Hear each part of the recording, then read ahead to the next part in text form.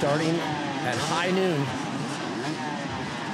here at Erzbergrodeo 2023.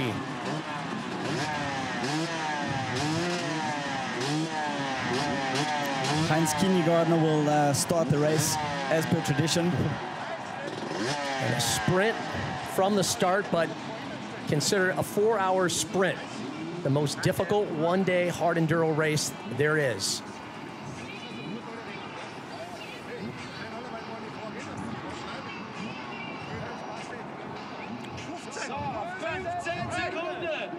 Ten seconds. And settle the nerves. There you can see the water in the middle over there. A really bad place to be. Hey, we are off.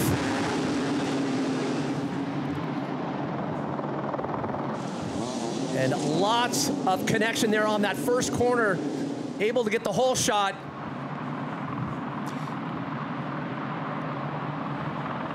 And just getting out, as we mentioned, with that rain, visibility incredible compared to last year's assault. That's Tristan Hart out in the lead. Looks like that might be Andrea Verona, second. So just a mad scramble getting out, and check the speeds right now. Beautiful shots from the live drone there as the rest of the first 50 getting out of the pit.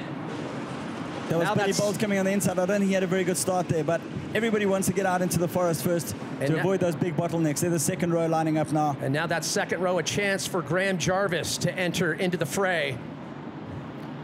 So the race is headed out to Wasserleitung again. We should pick them up and see the order will start forming, see who's in front. And great to see. You talked about just the quality of track right now with a little bit of that rain. Talking to Bolts and other competitors, they say this is a mountain that loves precipitation. So visibility great right now, but just check the blistering speeds. Just a little over a minute into this 4-hour race.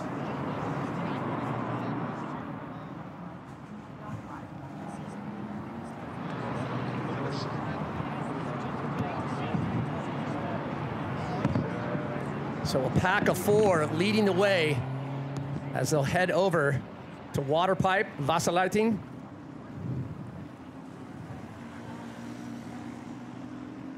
And the big question, it brings up a conversation with Verona, 4-stroke versus 2-stroke. For those new to the sport, Daryl, what are the upsides and downsides? Well, I think on this kind of riding over here, the 4-stroke's got its advantages. And you know, it's got a nice low-down traction. It'll put power down to the ground. Slightly heavier than the 2-strokes. Just look at that. That's a really rough rock section. It doesn't look like much. So we've got 2 Red Bull helmets, 3 Red Bull helmets. So about to release the Kraken on row 2. Again, some great aerial shots here as we're approaching that first checkpoint. And now row 2 is off. Keep your eyes peeled for Jarvis. Picked up Paul Terrace there on the big T7. All about Graham Jarvis. He needs to get out of this quarry first on row 2. Remember last year he got bogged down. His fuel pipe actually came off on the start line last year, and he got disqualified for some outside help. That's Paul Terrace on the inside. Yeah, you talk about that big bike. Well, and that's Graham Jarvis on the inside. Yeah, Paul Terrace on a 700. We're talking 2 and 4-stroke, but the weight of the 700, the Yamaha, just a beast of a bike. Yeah, he's really worried about the forest section. He thinks he'll be okay everywhere else, but in the slippery forest on that big bike, yeah, he's really worried. A lot of rain came down last night. You know, we talked about it in the opening show, just how great it is that you're seeing riders from all disciplines really start to kind of test their mettle with this mountain. This is the ultimate test against man and machine, and everybody wants to conquer the Erzberg. So now jumping out front, a pack of 4 leading the charge.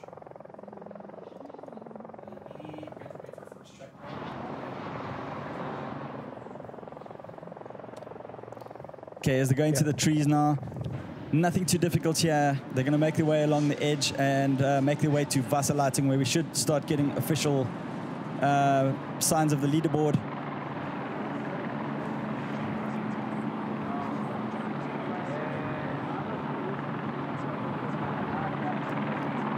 It's all about the first 2 rows, Pat. If you're not in the first 2 rows, the likelihood of you getting to the finish is really slim. I think that was Marcel Hirscher. Yeah, Marcel Hirscher making his way up. Impressive. We were talking about it, how able to beat Graham, and it was really revealing, him getting interviewed about just what he laid out in prologue. He just said flat out, that is the fastest I can go. Anything beyond that, I'm not going to do.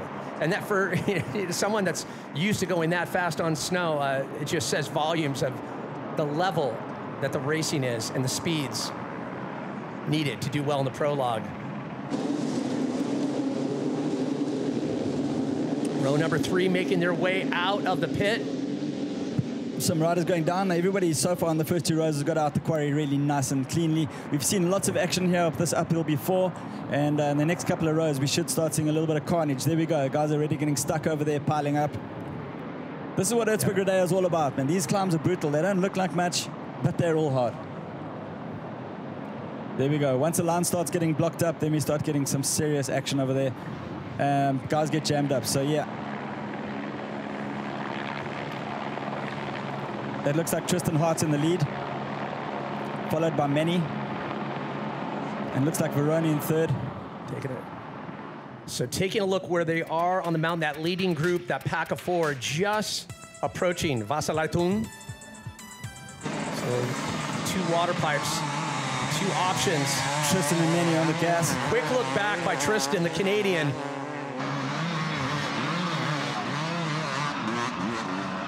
And it's just maintaining that ferocious pace into that first checkpoint of 27. I think that might be Will Riordan and not Tristan Hart. Yep. There's Theodore Kabakchiev from the white.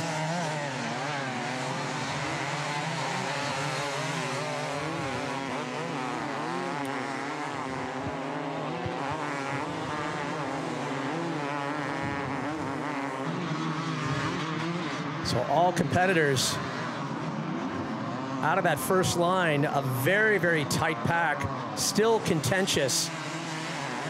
Going into that first of 27 checkpoints.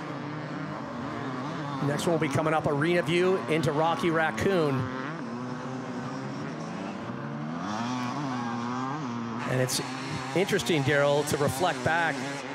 Back in the day, this first section was a huge challenge. Now, it's just a walkthrough for the sport's top riders. Last year they made a bit of a twist in Vasalaitun, and it was too difficult for the guys to get up, and it stopped a lot of them from getting further into the track. So they made it a lot easier.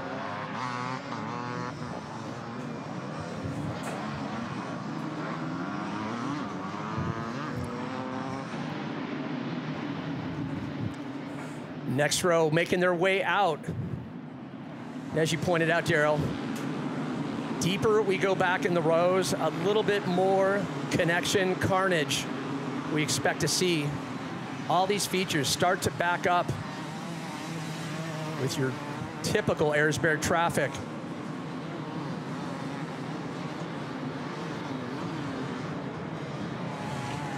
Just the agony. And so many of the riders, especially deep in the pack, privateers, it really speaks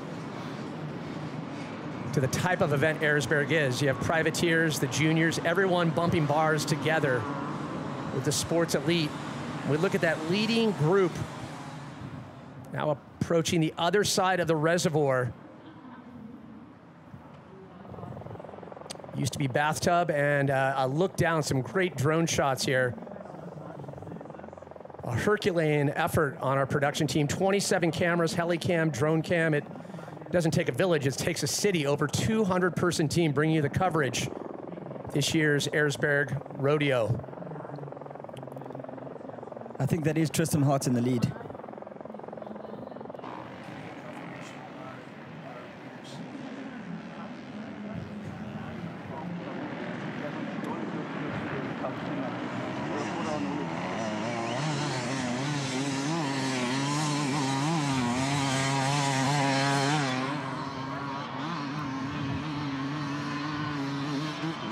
So it looks like, yeah, incredible back and forth as Lettenbichler in the lead, followed by Tristan Hart. Verona still in that mix, dropping now to 4th. Osawi and just some lead changes on the fly. We expect a lot of that. So we talked about the depth of contenders. There's so much talent within the top 10, top 15, top 20. You throw the juniors into the mix, a little extra hunger. Tristan Hart still in that top now. Lettenbichler taking the lead as the next row is off.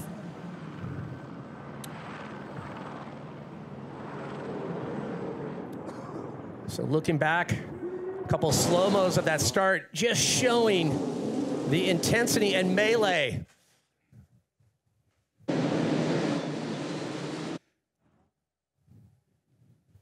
There's some great shots of our front row start. Look at the lines on the left-hand side. Yeah. And shocking. It was Billy Bolt going down there on the, that's what happened to him on the start. That's why he fell back. Billy Bolt went down. Not a place you want to crash, not that early in the race. Well, one of the reasons that all the fans love Billy Bolt too is his, I wouldn't say reckless approach, but it's all or nothing.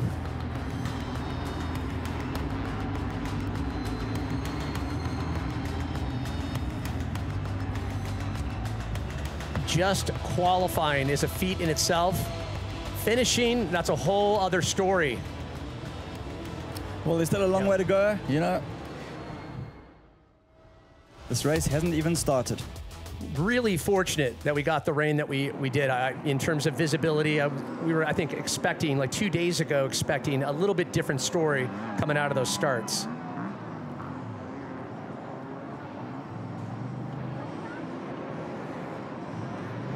But I think the day is perfect today. Doesn't look like there's any rain looking outside. The track's going to start to dry up a little bit, but for sure it's going to stay wet in the forests. Those sections I had a look at around Cuckoo's Nest are going to become really, really difficult.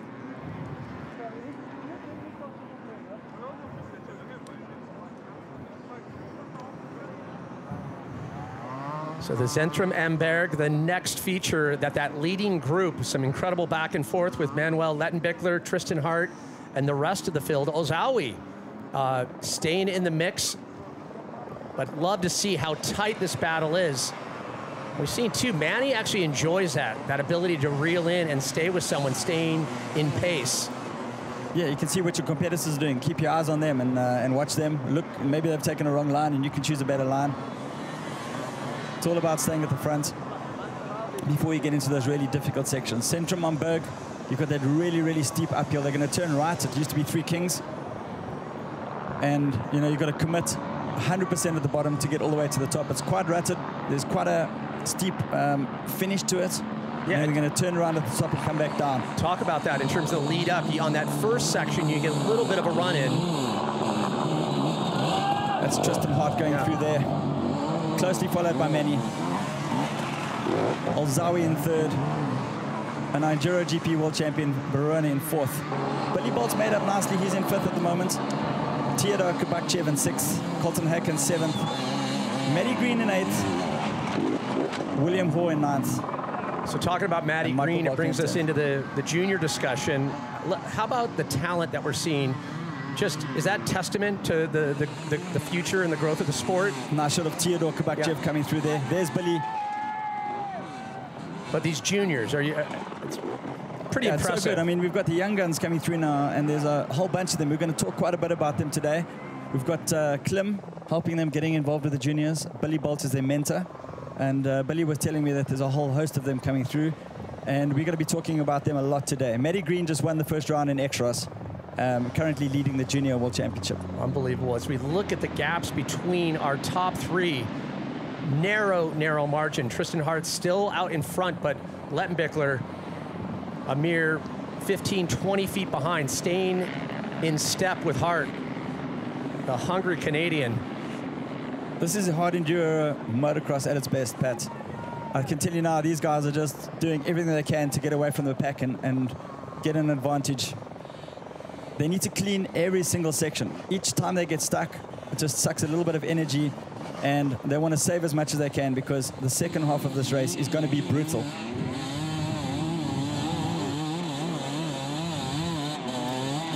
This is where things get a little bit more technical for those coming up. Bottlenecks on the top of Zentrum Amberg.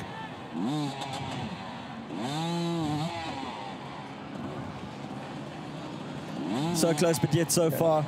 And, you know, the camera just doesn't do these climbs any justice. That's like really, really steep there. Hard to get your bike up over that last little piece. Getting nicely roosted there. Diego Vieira from Portugal on his gas. Trying to push his way out. Sometimes it's better to turn around and go back down to the bottom and start again. Just feet away from the top of the arch. Just losing time. That clock's ticking. So many bikes have passed him. He's up and over. There we go. That's what the ruts I was telling you about, and they're only going to get worse. And with each of those features, you're just checking into the reservoir of stamina and strength. And by the time you get to something like Carl's Dinner and the other features, you're just completely spent. This may look easy on camera, but it's really, really difficult, and that's where you don't want to be. Running all the way down, you've got to miss the guys that are coming up. Wait your turn again, and try clear it. So Tristan Hart still out front, followed by Lettenbichler. Now Tristan Hart, FIM currently in 4th, AMA Extreme Champion back in 2021, and the remaining rows taking off 15 minutes in. Oh, running really wide around the Red Bull boy. So the final 5th row of 50 there. And that's only 250 competitors in, Pat. We've got another 5 rows to go, another 250 competitors. And they've already gone down right at the start of this rocky climb, blocking the way.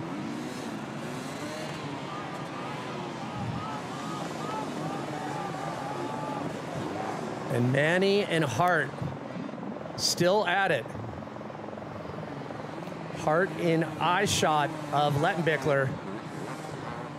So we can see them approaching the next feature up. Just shows you just the vastness of this course, 22-mile plus course. Okay, they headed into some really difficult forest sections. They're going to go through Ludwig's Land, Drive-Away, Repository, Spotlight.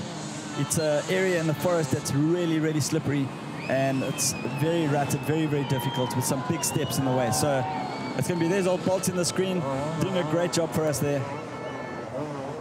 Yeah, we'll be checking in with Bolts throughout the competition. I want to encourage everyone to get on the Red Bull TV app and jump on the virtual ride of this course. It's going to be super interesting to see who comes out first at the crossing, which is after the forest section. Yeah, if we look at, I mean, just the distance traveled already, just under 9 kilometers for Tristan Hart. And Bolt steady and climbing now just outside the top 3. So Billy Bolt showing that ability to reel it in.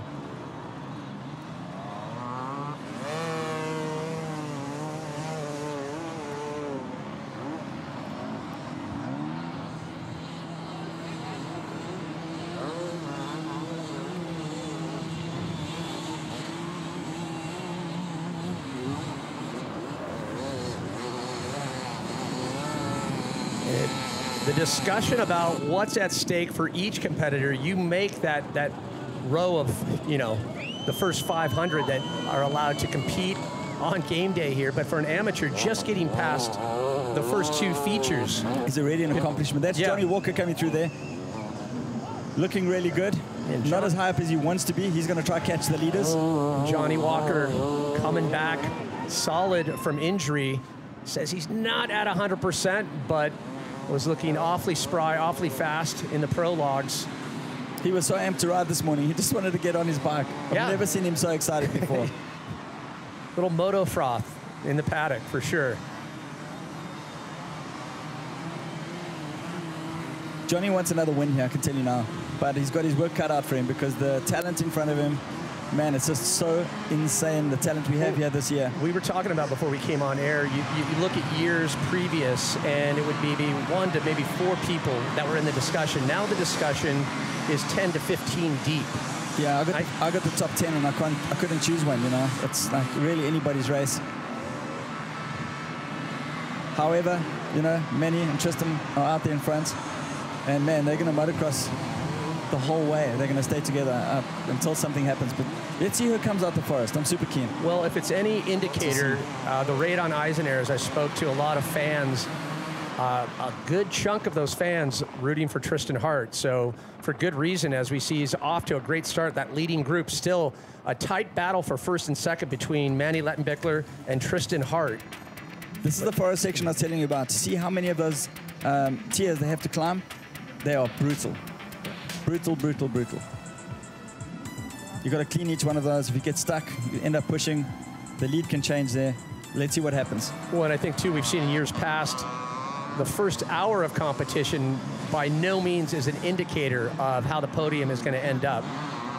Still so much mountain to tackle here. You know, they say it's not over till it's over, Pat. Yeah. And a couple of adjustments on the approach to Erzberg this year. No help throughout the entire course, and not allowing the competitors to walk the course. That's right. Yeah. So nobody had a look. Nobody's been able to pack any routes or anything like that. The crew are not allowed to follow them. They've got a tank point. And we've seen that too in Carl's dinner, where you know, someone in their crew kind of mapping out the line, trying to avoid those holes. And a lot of riders are happy for it because it makes it fair for everybody.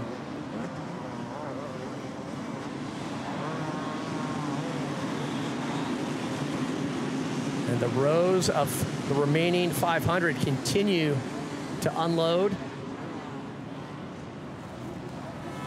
as the battle for the top of the pack still tight and contentious with Tristan Hart, Manny Lettenbichler. You can see how hard that is. I mean, our top line just blitzed through that. They make it look like a gravel road, really.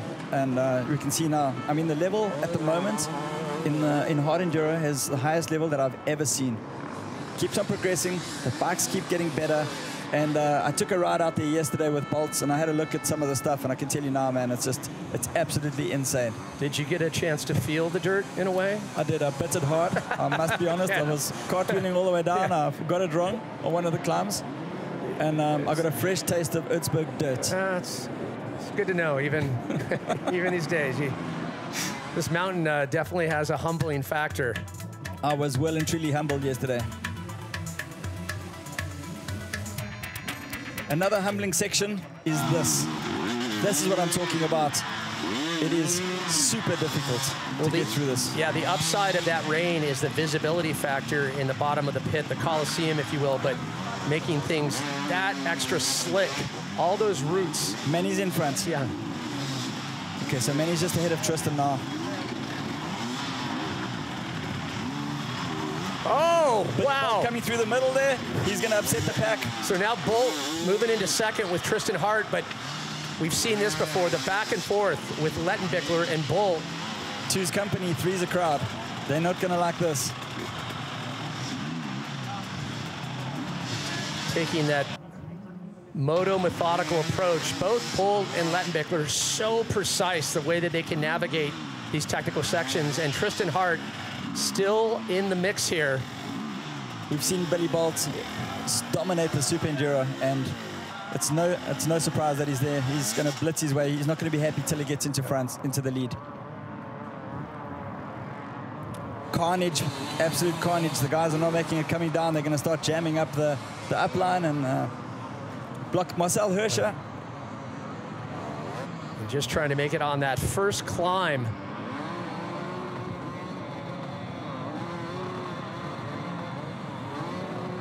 Yep, Zentrum Amberg and that's not good. Walker. The top's being blocked. There's Marcel Hirscher. Yeah. I think he's going to try and turn it around and go back down, or is he? How close is he to the top? Is he going to make it, do you think? No, I think he's going to go back down and try again. So great to see the passion and the love of moto from Marcel Hirscher, two-time Olympic gold medalist. A lot of people will come and try the mountain once and they won't come back, but here's Marcel. He's not going to give up until he gets to the finish line. Curious to see how Hirscher is going to handle the snow later on the course. Yeah, there's a section that there's still a wide patch of snow that one needs to navigate. And it's on we come out of the forest and it's on a steep downhill. We saw Wade sliding down there a couple of years ago. And yeah, I'll be keen to see what Marcel does there. Hirscher trying to get some run up here. Okay, we saw the guy jammed up at the top just now, so if he doesn't have a clean run, he's not going to get out. Let's hope that it's open for him. And the bottleneck starting to snare up. Centrum Amberg. Hirscher, second attempt here. He's got some good momentum. Yep, he's up and over, he's out. A little bit of a rut there, a little bit of pushing, but yeah, he's out Centrum Amberg. What a great effort. It's never too late, Pat. Maybe we should enter you next year. Well, you know what? You talk about the progression of the bikes, the tires. Tires have made a huge difference. The bike evolution. And it is that sport. We were talking about before we came on air, back when you were competing, you would never dream of someone in their 50s. But you look at like Graham Jarvis, 48 years old, and the silent assassin is still a threat. Yeah, to be riding at his age at this level is actually a phenomenon.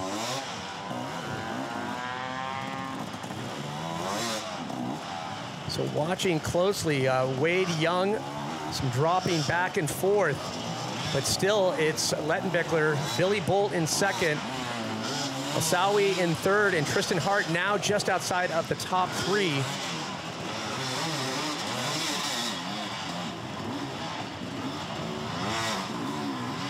That Shoko coming through there.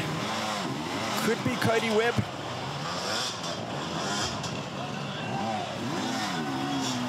That's Cody Webb coming through there. Utilizing that lengthy, tall frame. One of the...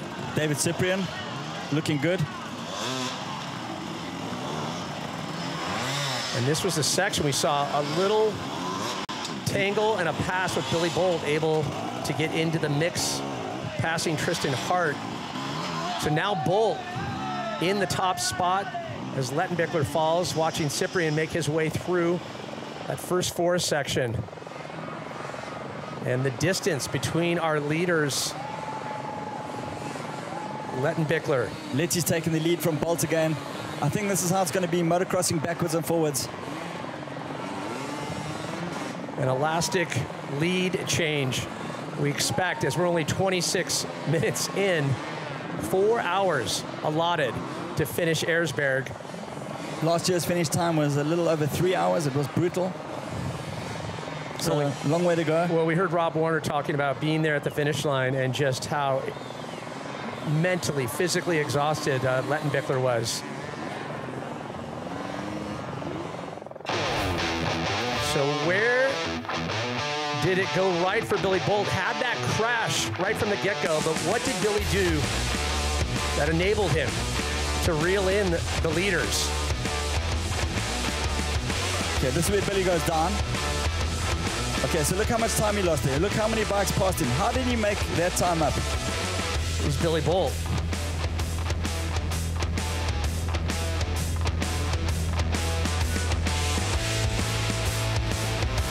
Okay, there's Billy coming out at Centrum Amberg. Carving his way through the field. And right here was the pass where he joined the party, passing Tristan Hart, and now it's a Manny Billy Bolt show on the lead. Billy Bolt, eyes on him. All right, so he's behind Manny. It's Manny and Billy.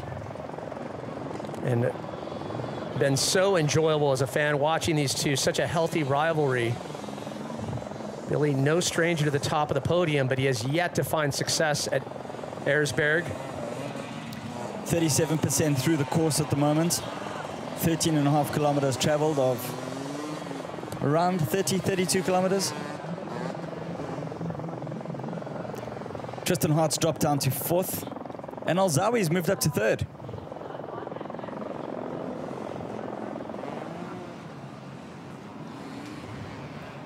Okay, Verona there, getting stuck. So, big difference between Classic Enduro and Hard Enduro. He got out the quarry really well, starting to drop back a little bit now. Well, it brings up the discussion. 14 seconds faster than anyone else on the prologue, but it's that 4-stroke, 2-stroke conversation, not as nimble on the bike, and that's where it starts to get that much more difficult. But look at the way Manny and Billy are handling these bikes. There's definitely a massive step between Classic Enduro and Hard Enduro. And that's why the sport commands so much respect. Anybody that rides a dirt bike and does this kind of riding will know what it takes. And if these sections look bad, times it by 5, times it by 10. They are really, really difficult. Yeah, just the deft approach and almost the light way that they're able to navigate this. It's very, very deceiving. Really putting a little bit of a gap there. Machine used to be the start of the old no-help zone, but now the entire course is a no-help zone. I mean, the level has just gone up so much. These guys don't really need help. It's all about the track builders, though, to try to design a course now that's going to suit these riders. Well, we talked about it at the top of the show. Carl Katash always, every year, trying to one-up. You know, the one year that he had, well, we had the ties, were he thought too many people finished, but you also, it's finding that balance. You want to showcase the sport. You don't want to make it too tough where you don't have anyone finish Erzberg. There's Wade Young over there having a little bit of a push out of that section. Wade Young. What is Tristan Hart up to? Also struggling a little bit. 5. Yeah, Manny and Billy are pulling a little bit of gap. They got out of this section really cleanly.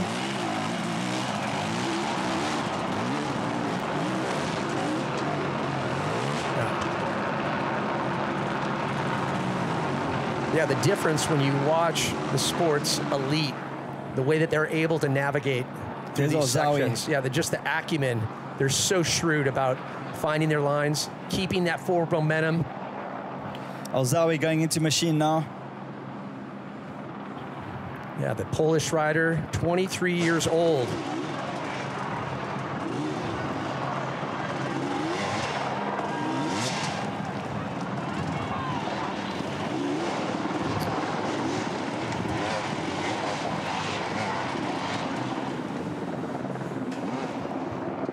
And a great shot here on this feature here, as we can see both riders stuck in this section. There's a lot of discussion about this area.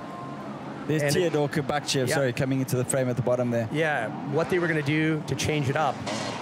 All these riders completely blind coming into the course this year. Normally they'd allot some time and days for them to walk certain sections.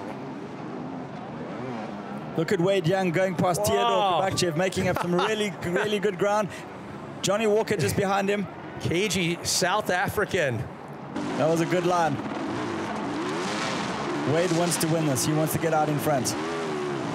So Alzawi is our 2022 Super Enduro Junior World Champion. No stranger to Erzberg. 4th overall. Michael Valkner has also moved up into 5th place. Wade Young just behind him in 6th.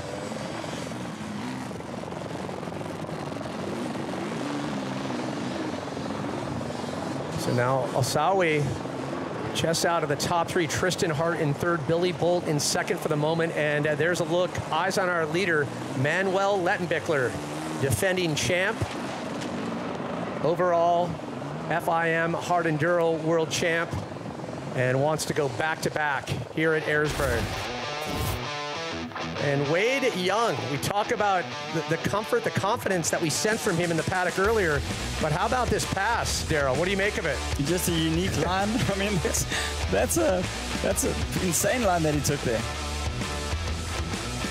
It's that smart South African approach. Yeah. If you make a mistake, you leave the door open, somebody's going to take it. A notable mention, too, Wade Young looking extra healthy, been very, very focused on the regiment, the training component. It's everything. You've got to have the whole package here. You've got to eat right, you've got to train right, you need your sleep.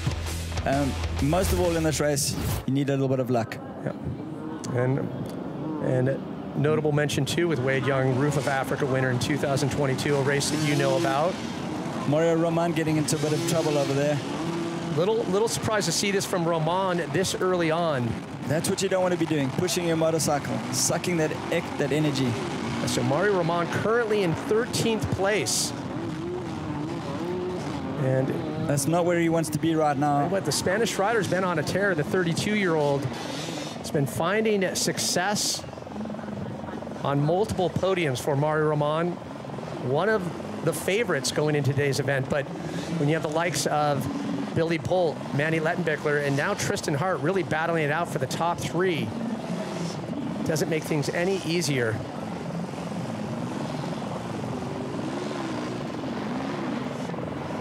And you guys remember the crooked elevator, this same location, and as we pointed out, the course different every year. We're on a working mine. Sometimes you come back, a whole section is completely green hell, completely buried. We used to ride up the elevator on the left-hand side and zigzag our way up, and at one point we had to switch back and jump across it. And everybody was always terrified because if you slid down, you would probably end up at the bottom of the mountain. How wide were your eyes wide open when you first laid eyes on Erzberg? You came here from riding in Africa and other events. No, it's intimidating. Yeah. When you, there's Matty Green, the first of our juniors coming up there. He's in machine at the moment. He's been living in Italy. He rides for the Rigo team.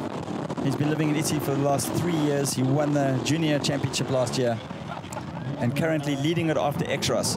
And following this year, going pro out of the junior ranks? Last year in juniors, yeah. He had to be 21 still at the 1st of January this year. Maddie's 22nd now, so it'll be his last year in juniors.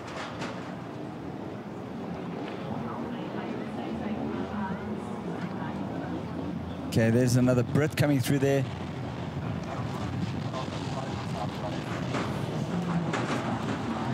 All right, so that's Will Hoare coming in there. So also a super young talent out of the UK. He was the first guy that didn't finish last year. He finished 9th overall at the 2022 Erzberg, missing it only just. Yeah, you'll be on course. After 4 hours, you'll hear the siren sound, which means everyone out of the mine, time to come home. 4 hours.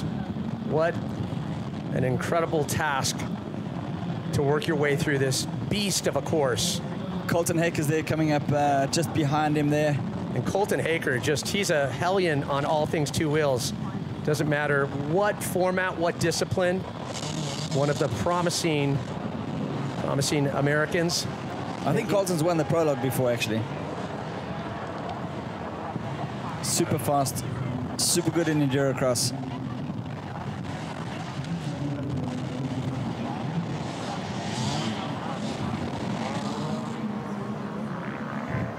And back at Zentrum Erzberg, and we anticipate much more of this. Chaos. I think this is where a lot of guys' race is going to end. To get up there is really, really difficult. So, and being blocked at the top, if your line is blocked and you're 3/4 of the way up, go back down and try again. And just insult to injury, getting pelted on the lower side. Have a rock sandwich. All right, so the guys are going to be heading now in towards Cuckoo's Nest, which is probably the hardest forest section that I've seen so far. And normally they bunt it off so that there's only the bad line. So I think this is going to be the hardest forest section now. And it jumps us back to the discussion. Lattenbeckler and Bolt still a fighting going back and forth for that top spot. But they haven't laid eyes on Cuckoo's Nest, so everything is a complete new approach. How much of an advantage do you have when you've looked at a section and you've been able to eye some of the lines beforehand? No, loads, because if you go into a section fresh and you have to make a split-second decision on the right line, and if you get it wrong, then you're going to have to go back down again and you can lose a position. And Tristan Hart looks like, from our perspective here, trying to reel in and jump into the mix, the top two spots. There we go, 438 meters behind the leading pair. That's a long way in these forests.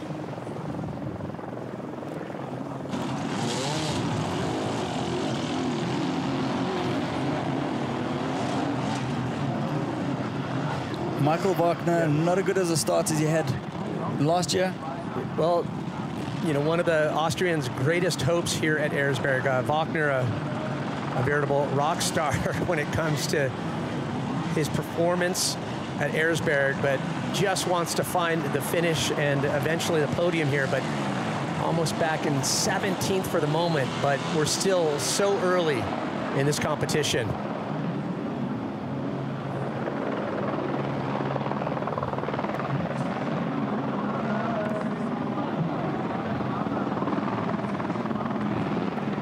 So Vulcan there, machine.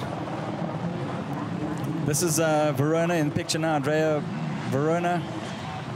our World Enduro champ, and you can see how difficult it is. Well, you know, it brings a discussion. One of the fastest, and was the fastest this week, but when it comes to the tenacity, the grit, and that trials approach to these sections, it just takes everything out of you.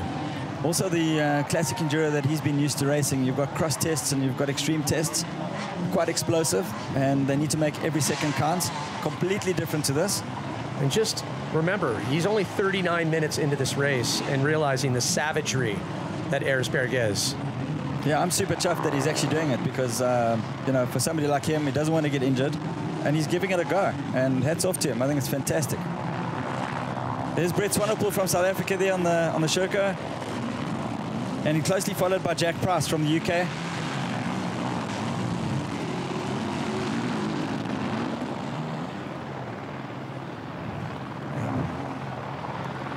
There's Graham Jarvis coming through now from the second row. Now watch Jarvis. He'll slowly but surely take that steady approach. I call him a fast tortoise because he just comes out of nowhere. And this is the problem now. He's getting caught up. You can see that he wants to go and he's losing time here. So that's the disadvantage from starting on the second row. Let me ask you. There we go. He's making a move there and he's through. So as he passes with Verona, the discussion about Verona, as fast as he is, what would it take for him to even come close to be on that level of the sports elite when it comes to hard enduro on a mountain like this? Well, he would have to stop what he's doing and just do hard enduro and concentrate on that. You know, but at his age now and where he is, world champion, he's going to carry on doing the classic enduro, see how many titles he can win, and then one day maybe he might decide to go into this. So still leading the charge, Bolt, Lettenbichler. They're nearing the top of the prologue now, which means they're out of the Cuckoo's Nest section. They're making really short work of the course. They're carving it up like it's like a gravel road, and they're getting onto the gravel road. Short little transition section. You know, we expect this rivalry to continue between Lettenbichler and Bolt. The great news for both of these riders, healthy, focused. It was really frustrating any Billy Bolt fans out there when he was dealing with those injuries, and Herschel checking in back with him. Slow and steady, Marcel Hirscher.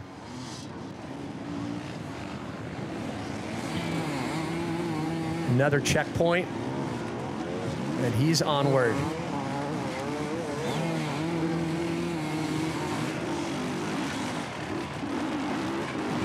Yeah. It's great to see these athletes jump from a sport that they've dominated and just have the humility and the willingness to jump into something as challenging as this. And the sports are so completely different from what he's done and excelled in to come over to this, which is the complete opposite. Cross-training on the ultimate level. Our pros should be going now into Chris's Stone Party, so that's the next really difficult section. So super excited to see what that's like. And these downhill sections too, awfully deceiving. Yeah, yeah. I mean, look at that. Just the incline. Just trying to see who's in picture there. Is that? That's Graham Jarvis. He hasn't made it up. He's got to go back down. Somebody's blocked his line on the crossing. That's not good. That's not where he wants to be. Okay, so he'll just try to turn around and go back down. Try again. It's getting, I mean, super frustrating when you're in that position.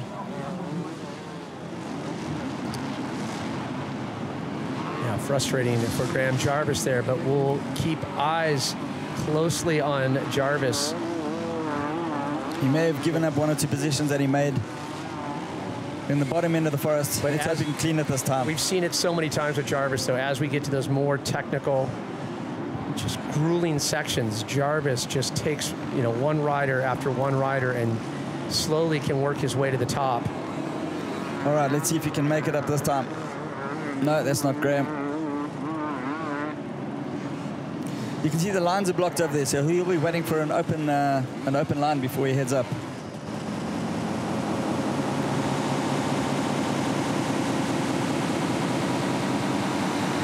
So the top three haven't changed. A little back and forth between Bolt and Lettenbichler. Kristen Hart still in third place, and Wade Young as Graham Jarvis smoothly up and over. He'll continue on. All right, so the leading group should be going into now into Chris's Stone Party. There we go. That's what I was talking about. And getting warm and fuzzy with these two. Bolt right on top of Lettenbichler. Yeah, as long as they can see each other, they know where they're at. This is the lead. And a chance, too, when you're sitting in that second position to watch what's working for Manny. Also want to keep moving, want to keep that momentum rolling. Watch that front tire going in any holes in front of you. And those two at that level, if they're struggling like that, then you must know how difficult it is. I walked up there a couple of days ago, and it's really steep, big boulders. Billy's back wheel's just dropped into one now. There's no line, and nobody's been there packing rocks. Right here, Chris's Stony Party.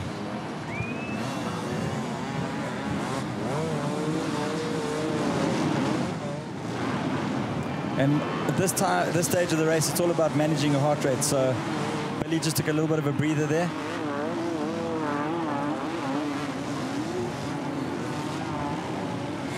Just trying to manage that heart rate, Pat. A couple of seconds here and there just to get the heart rate down again. When did you realize, in terms of, like, obviously with this race, but with the trials influence really became the hugest factor? Those riders with the trials background were the ones that were starting to lead the charge. Yeah, it was pretty obvious when I was doing it. We had off-road experience. We were used to going fast. We never had trials bikes really at home. And like Wade too, he didn't start off on a trials bike, where a lot of the Brits, that's where they started, with the Scottish 6 days and things like that. Well, you've got that traditional, the trials. I mean, it is, when you talk about hard enduro, it's like whatever nature delivers, hard enduro rides it. You have to have every tool in the moto toolbox.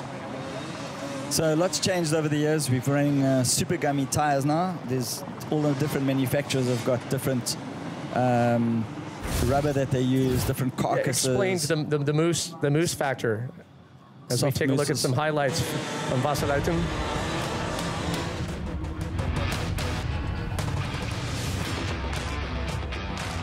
This is Graham up Vasalatum. Oh, somebody going the wrong way, getting stuck in the tape.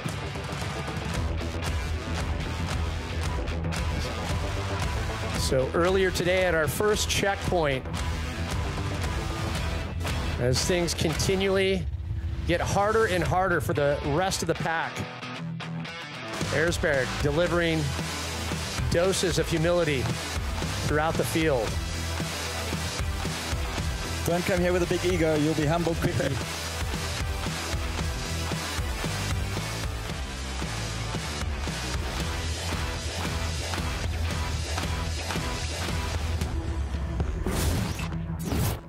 Yeah, we anticipate much more pileup and much more carnage looking at the deeper in the pack, but a great shot of our two leaders here. This next section they're running into now is called Udo's Playground. This is where we saw Michael Volkner last year come into shot. They ride along the side of the mountain for a bit, a couple of 100 meters, and then they're faced with another steep rocky climb, and it's got some big ledges in it.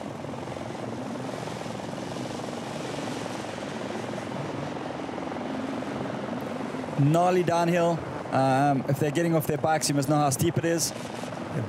Billy stayed on the bike. He's looking for another line. He's going to the right. Wow, with that. Made an awesome pass on Manny there. Yeah, Lettenbichler taking a slower, methodical approach, stepping off. You know, the risk of going over bars and breaking a lever sometimes not worth it. But, yeah. I mean, Billy, that is stupid steep. Now, this is the section, one of them, they haven't ridden it, they haven't walked it before. And in the past, maybe the guys would have packed a rock here or there. So towards the top of this, there's a really steep step, almost 3/4 of a meter high. That's going to be interesting for me as they start to get out of Udo's Playground at the top. And you can see Manny just trying not to get tangled in the tape. A very, very tight. And you can see there it's taped off, so they're making the guys go up and around a couple of times. Yeah. And the love of the sport personified in the pileups we're starting to see. Yeah, I did something like that yesterday. It's so easy to get these times wrong. Wait, whose bike are you on? Yeah, Okay. I borrowed a bike from KTM, so I don't think they're too happy with me, but not too much damage, luckily. Well, got eyes on Billy Bolt and Lettenbichler. And Tristan Hart now in fourth, just outside of the top three. Looks like Michael Valkener's in third, so we'll have to see who comes into picture next. Well, Wagner, the 25-year-old Austrian phenom, if he can maintain and stay pace with these two, it would be huge, a shot of adrenaline. Well, there's a 53%, they're 53% through the course now, but by no means are they finished. The harder stuff is yet to come.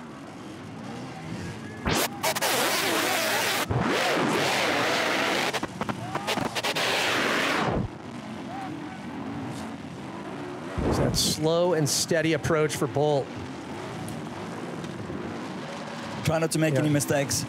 Try to preserve yourself, your body, and your machine. Just having a quick look back to see where Manny is. And you could sense a little extra hunger talking to Billy this week. How badly he wants to find the top spot at Erzberg. He's definitely not going to make it easy for Manny. No, some good challengers. And as we look back with Wagner and Tristan Hart, with Wade Young just rounding out the top five. We've got Cody Webb on his way, Sonny Gogia, Kabakchev, Olzawi, and Alfredo Gomez is coming to the top 10 now. Cody Webb, one of the true American hopefuls here at Erzberg.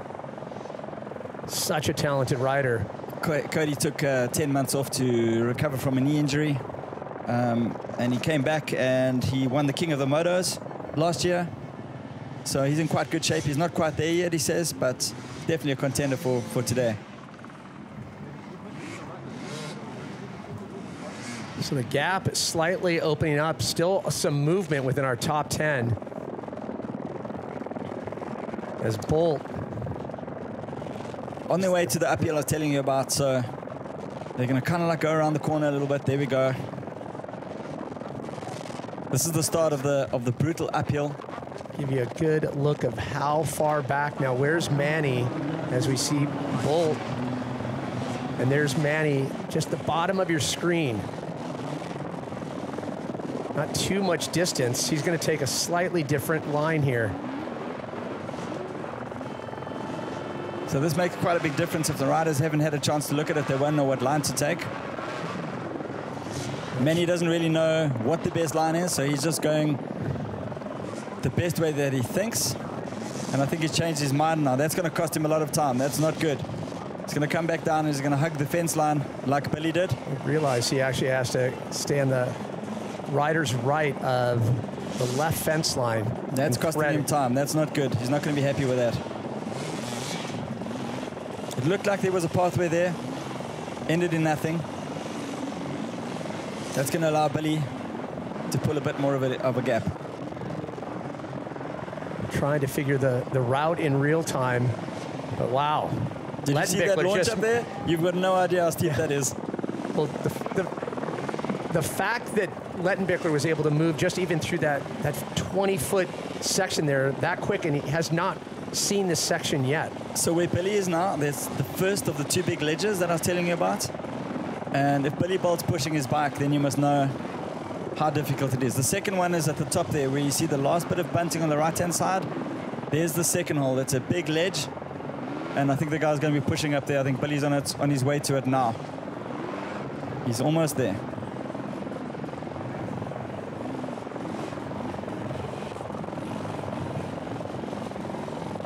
And Bolt doing a great job continuing that movement.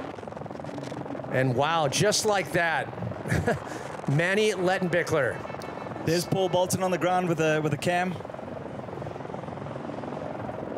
We'll be checking in, getting footage and updates from Bolts in the field.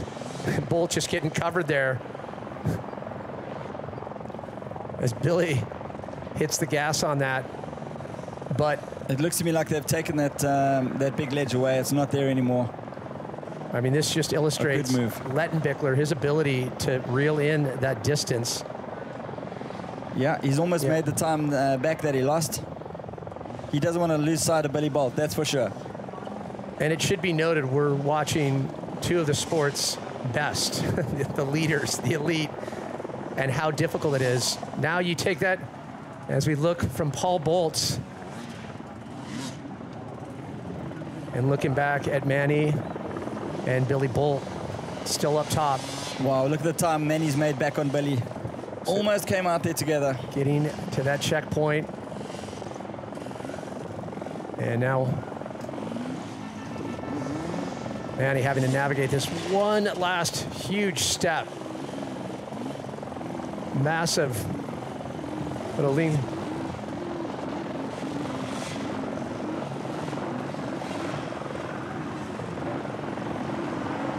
So good news for Alfredo Gomez, previous winner here, now cracking into the top 10. So we were surprised too, just to see him falter, and was a little farther back, but this is what we've seen. Slow and steady is the route here at Erzberg. Anything can happen with our leaders here. One mishap, one reroute.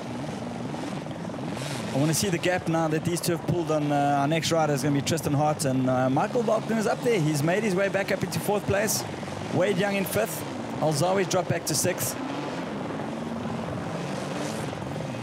Well, Wagner, Austria's hope for the future in hard enduro, just to make the podium would do wonders for hard enduro in Austria. It's not Michael Wagner, it's Johnny Walker. Johnny Walker's in 4th, my apologies. With Tristan Hart, so Johnny Walker has really made up a lot of time. That's what we want to see. Johnny was so excited this morning. He's going to be super happy to be in 4th right now.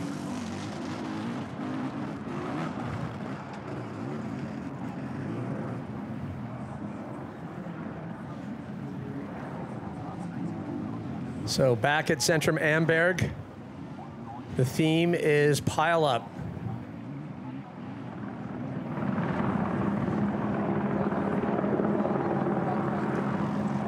Now Michael Wagner's dropped back to 14th place at the moment. Medi Green should be around about 11th. Now Tristan Hart still holding on to 3rd place. Now approaching that line. We just saw Billy Bolt and Manuel Lettenbichler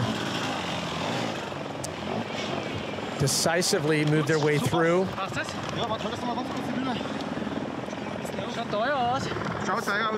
Graham Jarvis at the moment is around about 16th place. It's going to be super interesting to see how he manages to make his way through, to what level Graham can get. And safe to say, it's going to be these sections, Daryl, that are really, as we see Tristan Hart's mom. I love the heart on her necklace.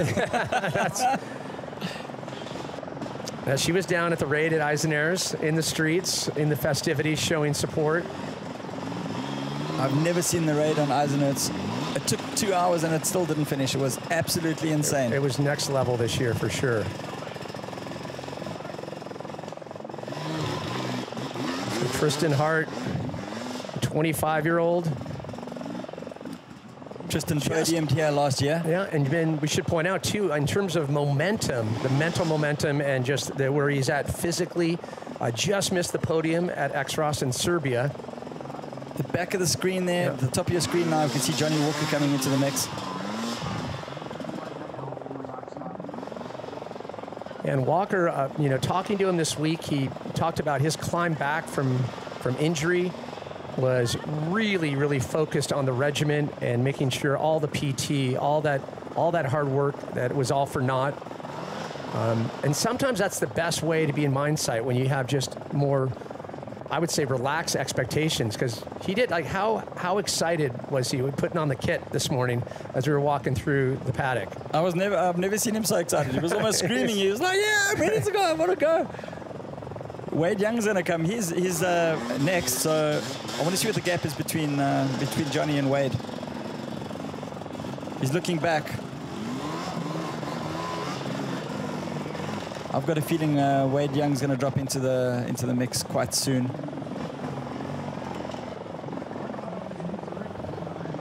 These guys are just preserving the energy right now. None of them have seen this before.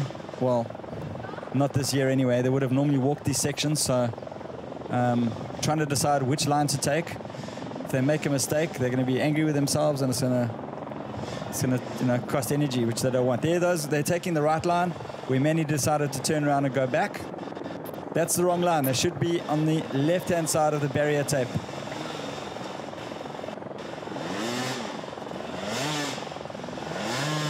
Wonder if he actually realizes that he's... Yeah, he's turning around. He's busy pivoting the bike around. He's going to go down again. I think we might see more of this.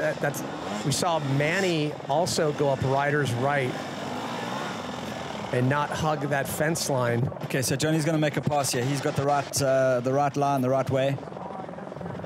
And Tristan's going to have to bring his bike back down, costing him valuable time there. There's the chute that he needs to go up.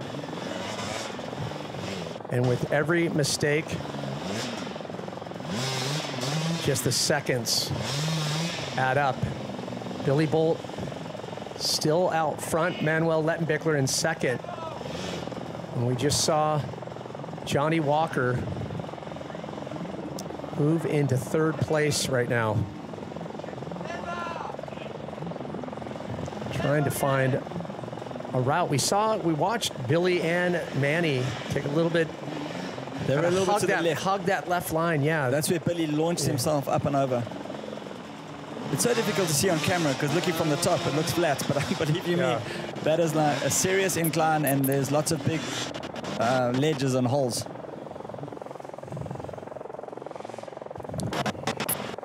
So we talk about these critical sections. The most ferocious, brutal one has to be Carl's Dinner. For more on that, hey we guys, check in. I have to say, I've been talking to riders all week about Carl's Dinner, but none of it prepared me for this. Just getting down here was a challenge. I can't even imagine what it's going to be like to ride through. That is why Checkpoint 21 is the race equalizer, because not everyone can push past it. Only the best will make it through. As you can see here, they will be riding past these giant rocks and boulders. It's 3.7 kilometers, which doesn't seem like a long distance, but it's the level of difficulty that really makes it a challenge. I was talking to Paul Bolton earlier, and his advice for the riders is to be careful with the gaps, because once you fall into one of these holes, it's going to be very hard to get back out, and you're going to waste a lot of time and energy, which might cost you the lead. That is why anything can happen in Carl's Dinner. You have to be careful and choose your lines wisely, because Carl's Dinner will have no mercy on our riders. Thank you, Elasna. Yeah, I'll tell you what. In terms of Carl's Dinner, the main entree, savagery. It's just brutal on the entire field. And you talk to a lot of the competitors, often they'll say, I just want to make it through. Very few do. And those that even make it through, by the time they do, it's under that just at the 4-hour mark. Well, we're only in an hour now, and Billy Bolt is about to drop into Carl's Dinner. And we'll be able to see the whole race here. So they've got to go up and down 3 times on the different levels, and we should start seeing the whole race together in one place for the first time. Still the top 2 spots, battling it out. Billy Bolt, Manuel Lettenbichler, defending champ here at Erzberg. And we see Johnny Walker, along with Tristan Hart, kind of going back and forth for that 3rd spot. As Billy and Manny both drop down into a series of climbs that's going to take them down to the bottom of Carl's Dinner. They're then going to head up towards Double Fault before they get onto the top line of Carl's Dinner. What do you make of just the pace these two are holding on to right now? Well, it's insane. I never thought they would be this far in the race in the first hour. But they're motocrossing this. It's absolutely crazy.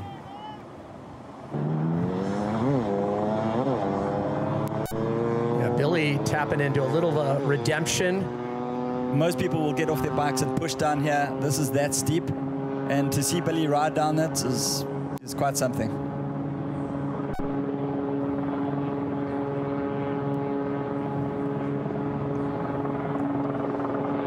So it looked like that might have been Paul Bolton following Billy here, still waiting on Manny.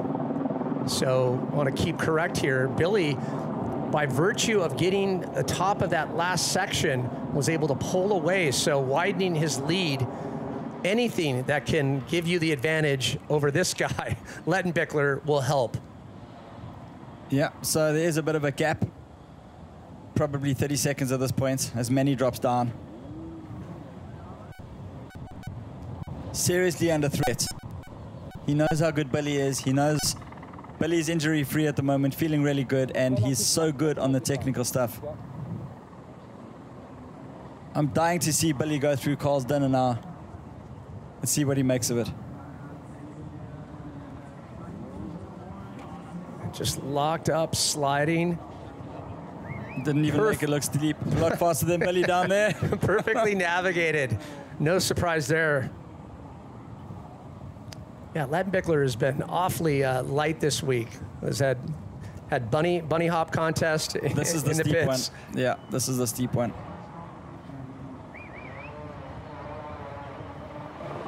No problem for Lettenbichler.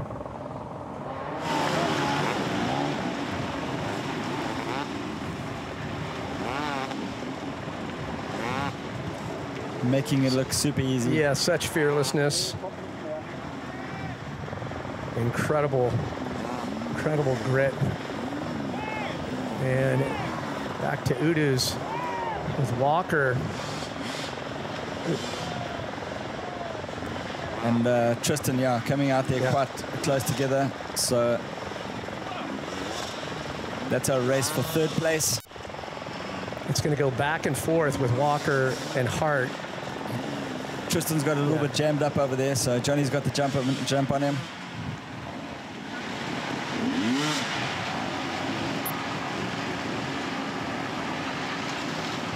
And a good perspective. This last step, you were talking about just how massive these boulders are just to get to the top of this checkpoint as we watch Tristan Hart trying to muscle his bike up and over the last step. I think not being able to walk these sections has really leveled the playing ground for everybody. So, you know, you can clearly see these guys don't know which line to take. So they've all tried different ways. And it's the luck of the draw, I guess, to choose the right line first time.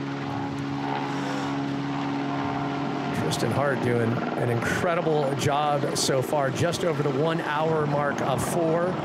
That's allotted for this race. Billy Bolt still out front.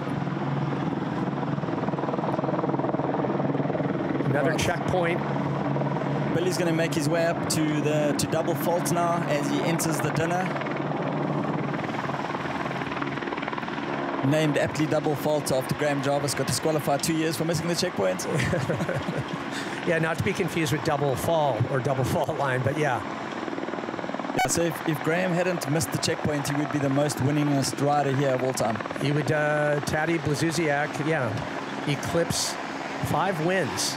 It's just staggering when you just digest that. And speaking of staggering, this rock field is just a maze.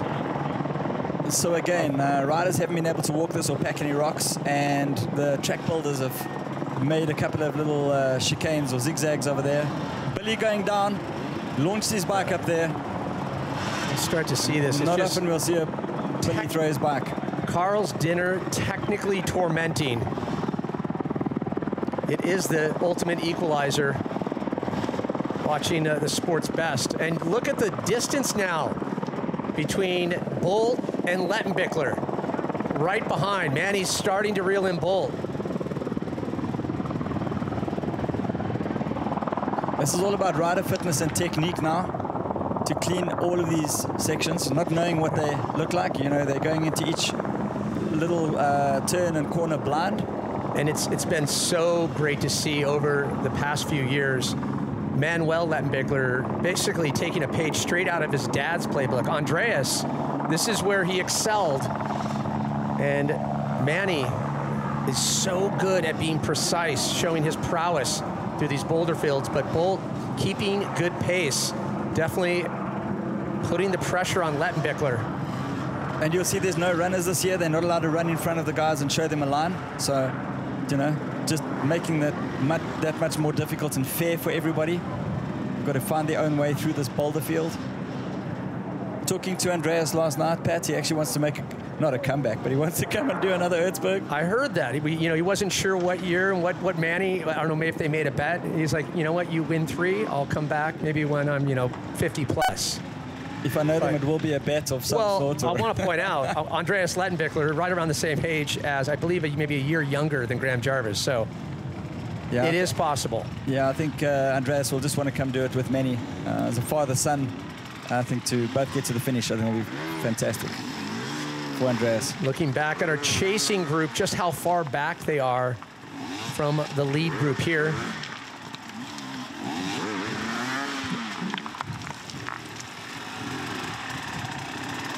All right, there's Theodore Kabachev in our picture on the left-hand side, Cody Webb on the right.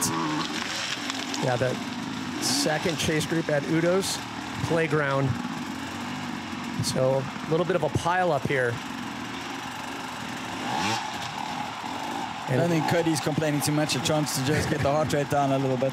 Yeah, and I'll tell you, Cody has the benefit, that tall frame.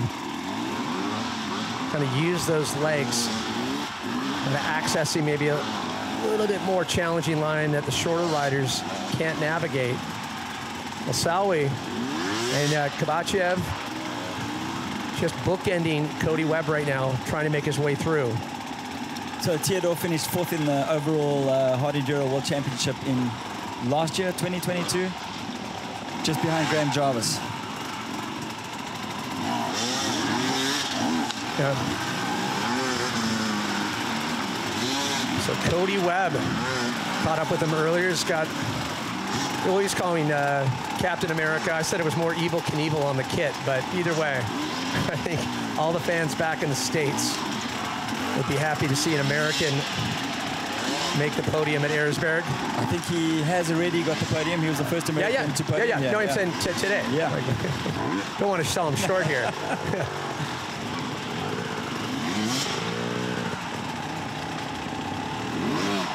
So in 2016, Cody was 2nd at the Erzberg, and in 2017, he was 3rd. Yeah. So 2 podiums for the American. Will he make it a 3rd? Yeah. When you brought up that injury that he was battling, as we take a look at some serious pileup here in Udo's playground. Matthew Green there, he's our first junior. Smack bang in the middle of your screen, number 22, just getting off quickly. Alfredo Gomez right behind him. And Michael Waltner behind Alfredo. Yeah, and this is what happens when you're deeper in the field. Just the pile up. Now, Alfredo Gomez forced to sit and wait, losing valuable time. And Jarvis now watching. Can you believe shoulder that? Shrug. So much time. Yeah. That's crazy. Just like that, ladies and gentlemen, Graham Jarvis has entered the building. Now 12th place, starting from the 2nd row. Just let that marinate for a second. That is the level that Graham Jarvis rides at. He's just meticulous, knocking away one rider after the next. So, yeah, so 48-year-old has taken well over 48 people at this point. That's incredible. I think he's had to work a lot harder than anybody else to do that, carving through the field. We saw him go down at the crossing. There we go, look at that. Don't let the stoic, soft-spoken approach fool you by Graham Jarvis. And we've got Alfredo Gomez and Graham Jarvis in the same shot, 2 rows apart. Well, and we've seen Jarvis, too, in sections like this where it doesn't seem like there's any way around. He's super crafty when it comes to these tech sections.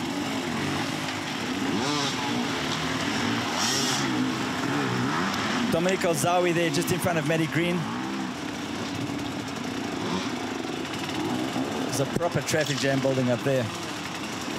So that's the kind of thing, like if Graham wants to get past them, it's almost impossible on that section, so that he will be losing time, obviously.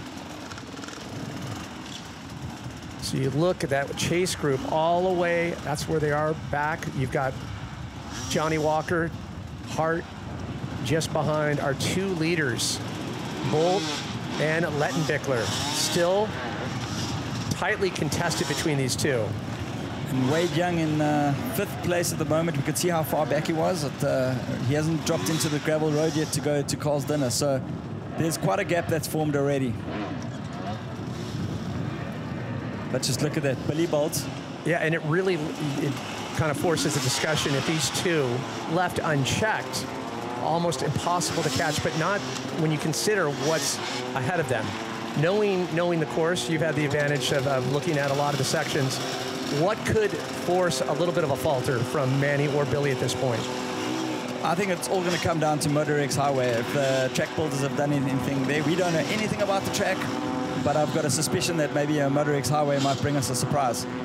They've got a new section after MotorX Highway in the forest. The track builders have done a lot of effort to make a nice line there, and then they're going to go down into the normal Dynamite and Lazy Noon before they head home. Lazy Noon is also going to be quite difficult this year. And Manny's just got his eyes on Billy Bolt. He doesn't want the gap to get any bigger than it is now. He's going to try his best to close it up. Also can't get too reckless, force those mistakes. Trying to manage that energy conservation. Just, you can imagine the arm pump at this point. Talk about some of the things most of these riders are already going through as we're just over the hour mark. Physically, what's happening right now? Well, if you've made a mistake along the way, then you would have really spent a lot of your... You've only got so much, right, in your tank. Yeah. And as you go through this race, your tank starts getting emptier and emptier. So you have to conserve your energy. There's Johnny Walker now coming into the frame. He's going to drop down into Carl's dinner. Just 12 minutes behind for previous winner here, Johnny Walker. Take a look at what is ahead of these riders course-wise. And Walker, the distance between him and Bolt, taking a good clip down this pitch for Walker. And Walker already passing the highest point of this course, 22 plus miles.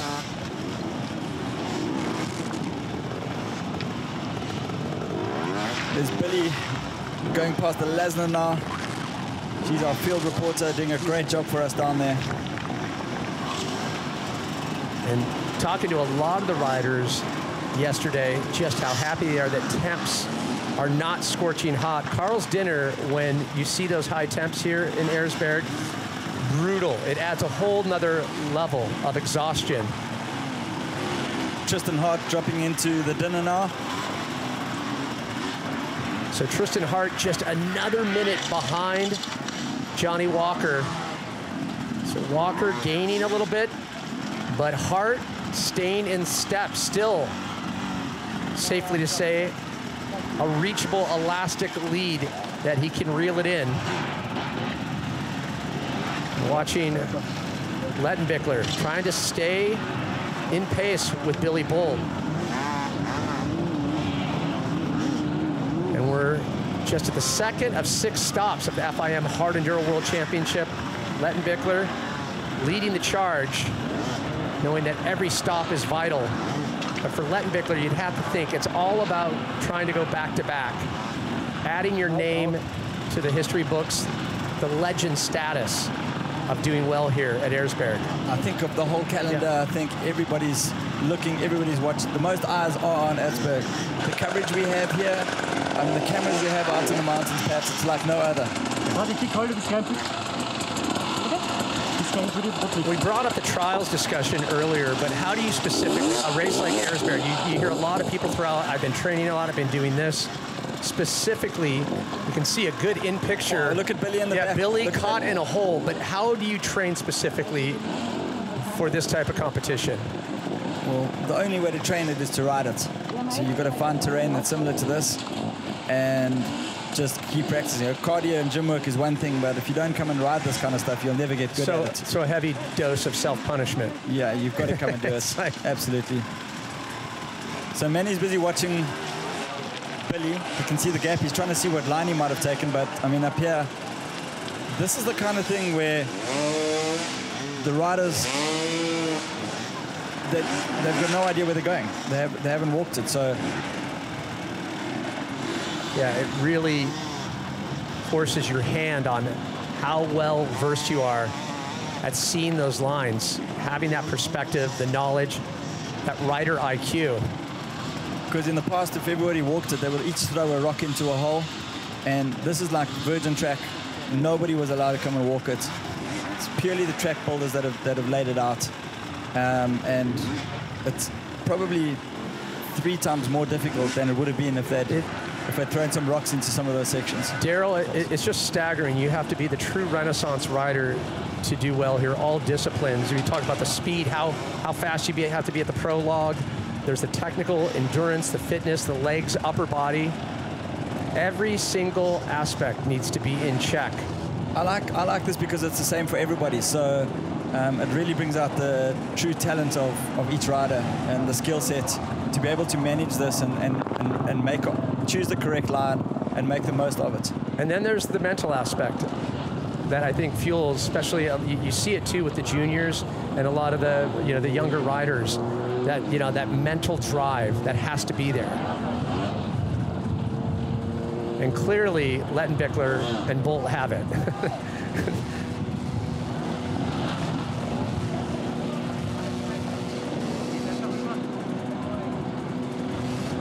So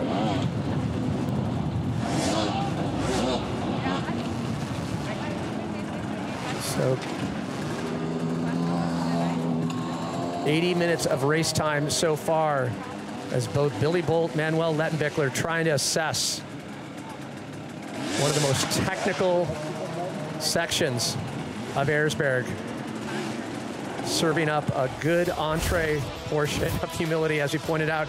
But rows 5 through 10, this was their situation. And as expected, high speeds, carnage, and lots of contact. And very fortunate with the lack of dust on this start with that rain we got last night, Daryl. And what a great shot we got of the Red Bull helicopter there. That super slow-mo approach just showing, just coming out of the Coliseum of Carnage, no easy task. And as all those previous, or I should say the following rows start to stack up, it gets that much harder. Just making the top 500 from the 1500 is such a feat in itself.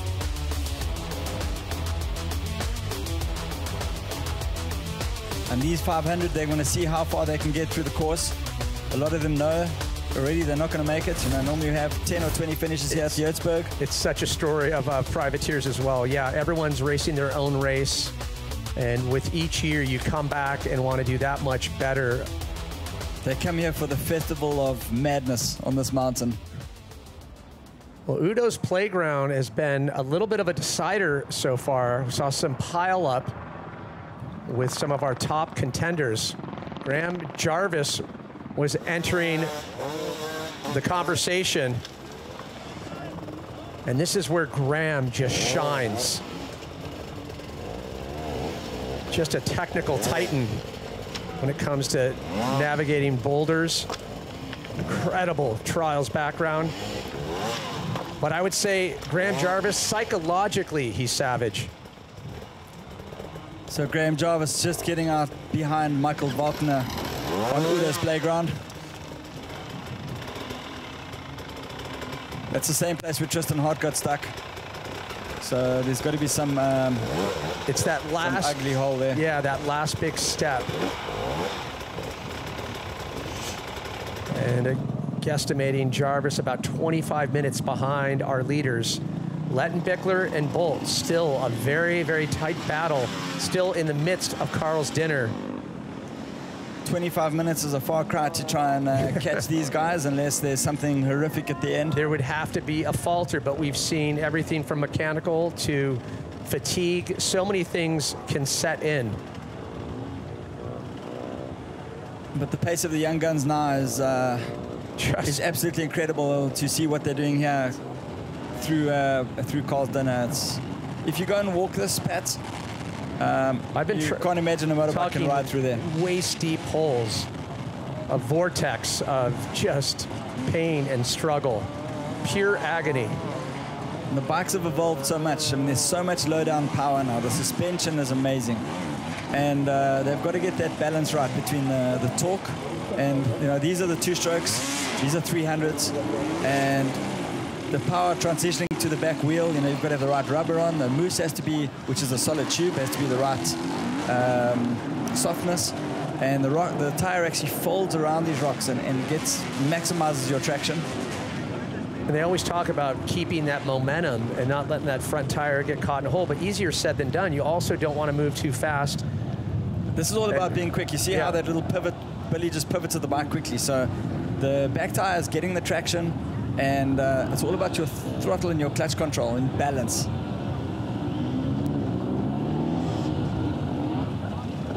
Carl's Dinner, year after year, serving up full servings of just the cruelty of Karl Katasch. So they're only on the top tier now. They're going back. They've gone all the way down one end. They've turned around. Now they're heading back, and they're going to drop down by double fault again and go along the bottom tier.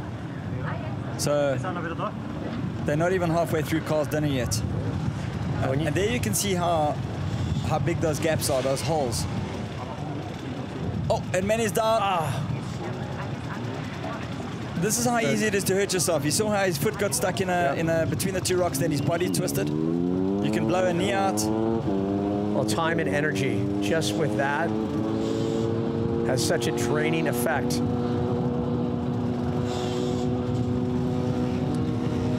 And you'll hear a lot of competitors as they get into Carl's Dinner, those lucky enough to make it this far, when they get midway through, they think they're done. Yeah. And they're like, no, you gotta head back the other way. I can tell you this is the hardest that I've ever seen the dinner, just looking at it now. And a lot of it's got to do with the fact that there were no rocks packed in between these gaps. This is as raw as it can get.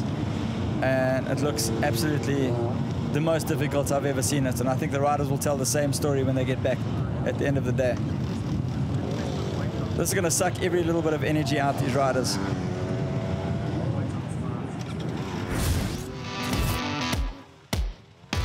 Well, the struggle is real, and especially true for our amateurs.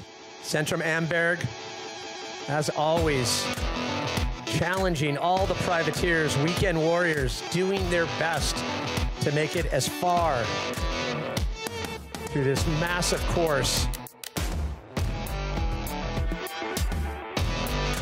These steep climbs always deliver.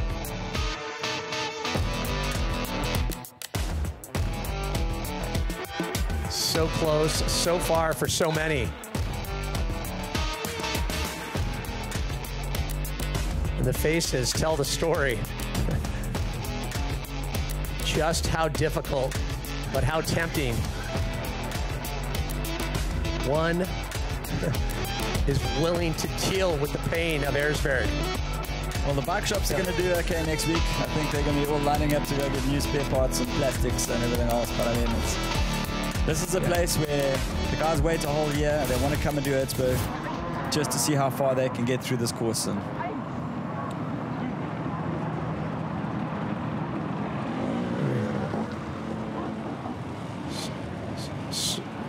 so do the math here. Last year, 295 out of the 500 made it to Centrum Amberg. If you make it this far and you look at the face of exhaustion, but within that face is, I'm a moto masochist. I like the pain, I like the struggle. Serve it up. They clearly want it. It is in the heart of every one of hard enduro enthusiasts out here.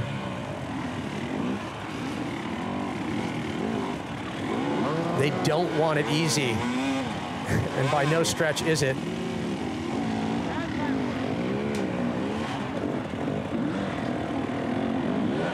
there was a Lawrence Hick from Austria getting out there. He'll be happy to be up. But he's got a long way to go. Yeah, and you can see the fan base here just lining Centrum Amberg, getting first eyes on all these challengers.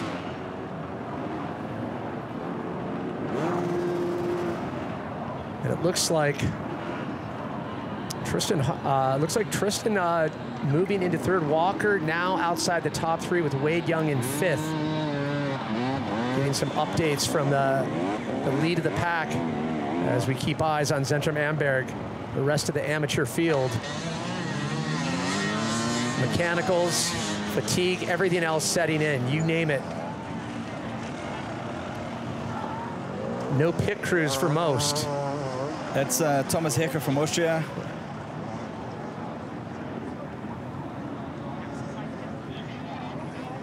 Having some issues.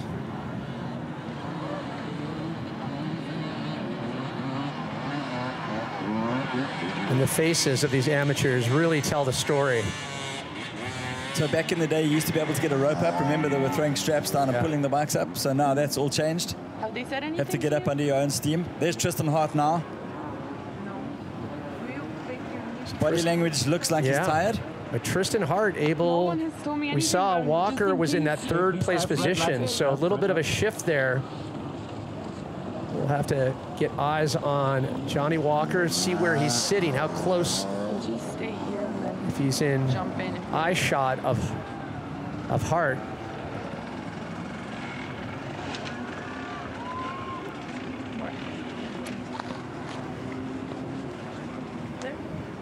So a lot of momentum for Tristan Hart. Definitely starting to peak at the right time. Trying to build on that momentum. Just trying to manage his energy levels. He knows he's in a safe podium spot at the moment. I mentioned the 4th place finish at X-Ross in Serbia, and there's eyes on our current leader. Having some difficulties for Billy Bolt.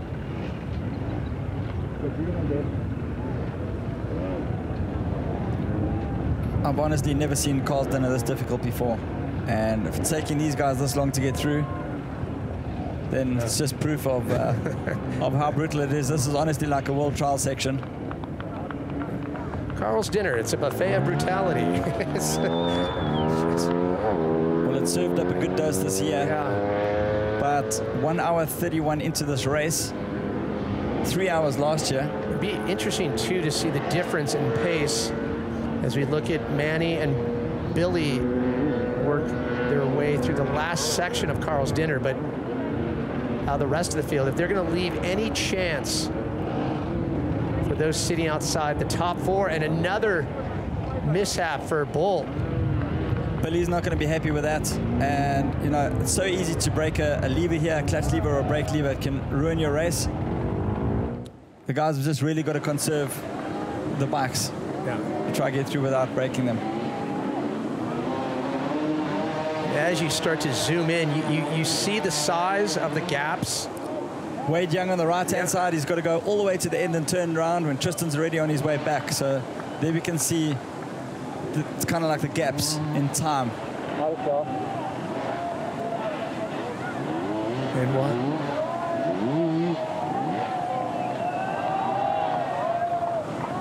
So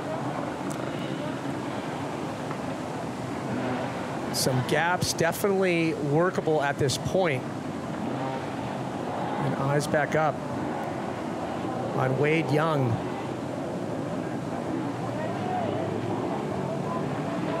And what's your take on just body language? What are you seeing from Wade right now?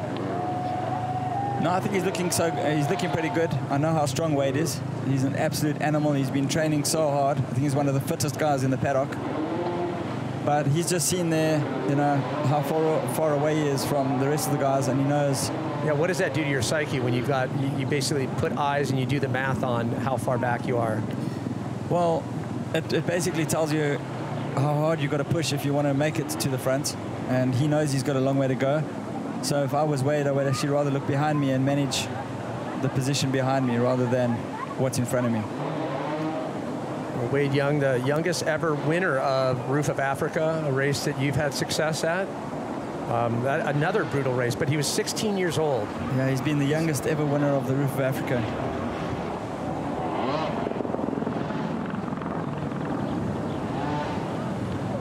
So we look at the difference between Wade Young right now, 62% of the course complete, and then Billy Bolt up there at 65. But just that 3% difference, how far that can set you back, especially when you're eyeing the lines of these boulders. Daunting task for Wade Young.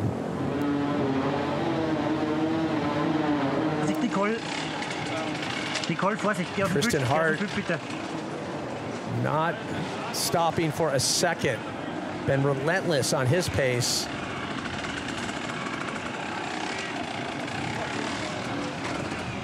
Looks like he's doing a pretty good job of conserving energy and bike, picking his way through. And it could be 2 straight podium finishes for Tristan Hart. If it were to end right now.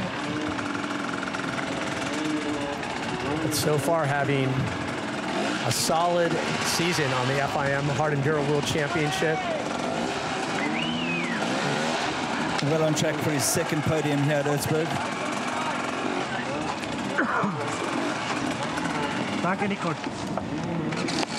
Really throwing that bike around well as we look at Machine. Section that you've brought up more than once, Daryl. Concerned or looking forward to it? Well, Machine is the, remember it was the beginning of the no-help zone back in the day.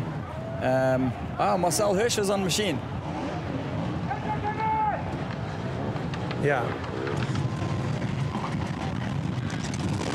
So currently in 53rd, matching that of where he finished in the prologue, but everything from Marcel is basically a win in terms of where he is right now, doing an amazing job.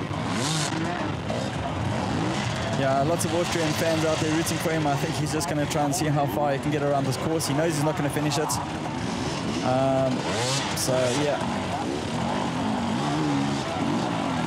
4 hours to do the course, 1 hour 35 into it. Pat, how many finishes do you think we're going to get today? You know, judging by the amount just in Carl's, with that, what's a little kind of daunting is how fast we're at 1:30. You know, hour 36 right now. So it's a little deceiving. It's going to be how much stamina is left in the tank of the rest of the field. Ask me that in about an hour. I think we're going to have a sub 3 hour finish, but it all depends on those last 2 sections. Motorex Highway, the New Forest uphill, and Lazy Noon. So let's see what the rest of the day delivers, but it's by no means over.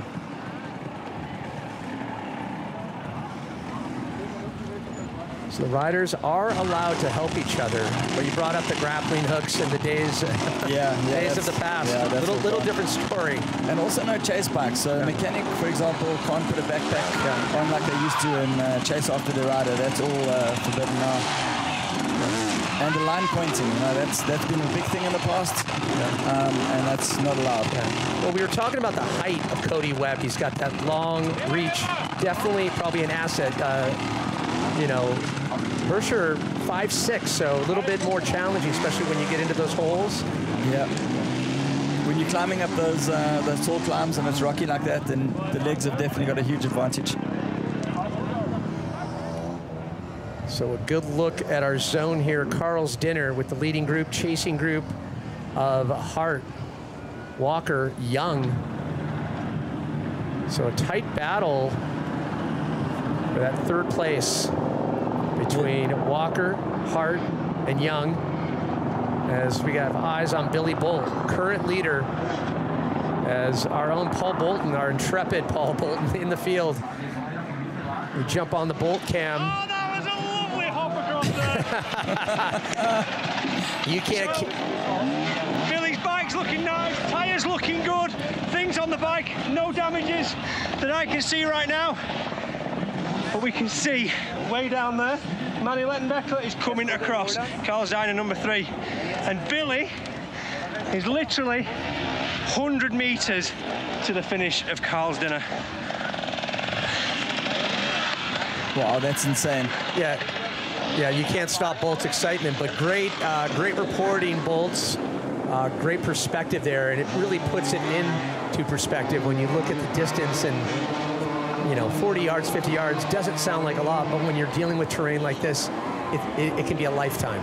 Yeah, that's a good couple of minutes. Johnny Walker, not quite sure where he is on Carl's dinner. We'll get some perspective just now. Currently in fourth. Trying to reel in Tristan Hart. There was some great back and forth with Walker and Hart. Johnny will do anything to get on the podium again here, so he's going to hunt Tristan Hart down. He better have his wits about him, because here comes Johnny Walker.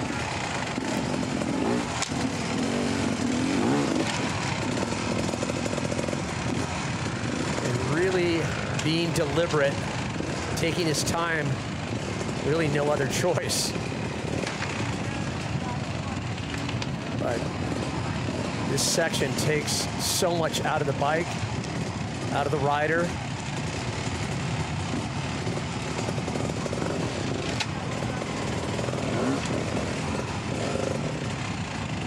And trying to lead into checkpoint 23. So Johnny was also the youngest ever winner at 21 years old at Erzberg. And he went on to win it in 2012, 2014, 2015. Yeah, there was the crazy multiple year. We had a handful of people and help each other. Also plagued by lots of injuries. I remember he broke his leg. Yeah, so a good chance to take a look at where we are on this massive, vast course here. Look at that leading group of Bolton, Lettenbichler, and Hart, Walker, and Young just behind. And to take note, Hart, Walker, Young still have a lot of ground to navigate through Carl's dinner. From the air, it doesn't look like much, but every single foot, every single line that you're looking at takes so much out of bike and rider. Billy Bolt. Billy Bolt is out of Carl's dinner now. He's going into the last bit of forest at the end. And he's going to make his way down to Motorex Highway. So it seems like it's so far into the course. It's almost like he's got the win in the bag, but we mustn't forget there's some really, really hard sections coming.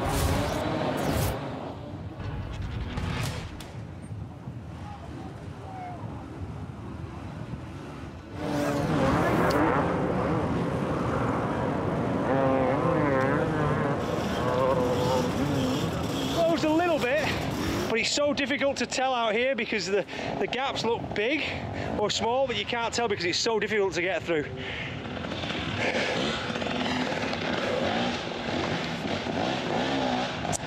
So we had a little bit of audio. Just having a moment. Okay. He's up, he's gone. Thanks, Bolts. So we'll continue to check in with Paul Bolton. He'll be in the trenches throughout the race. Wade Young trying to pull in Walker. Hart still holding on to third. So a contentious pack trying to chase down Lettenbichler and Bolt, but they've been at a relentless pace.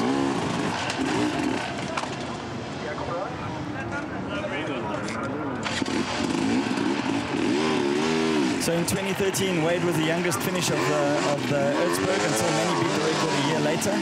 And Manny was 16.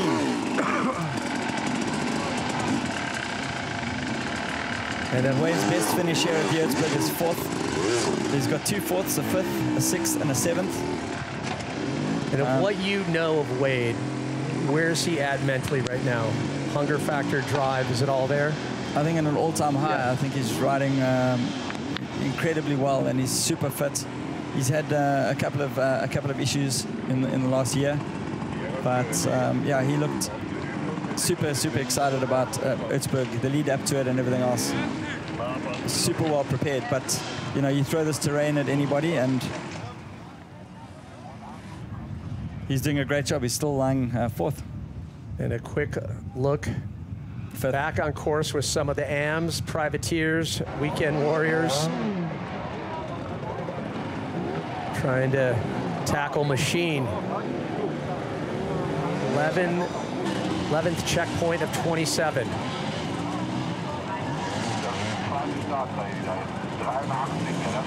And sometimes you can really see a discernible difference between the sport's top riders and the amateurs. Yeah, this is where you'll really start seeing the big differences. In terms of the finesse, able to work through these sections. Simon Kus from Poland, number 83.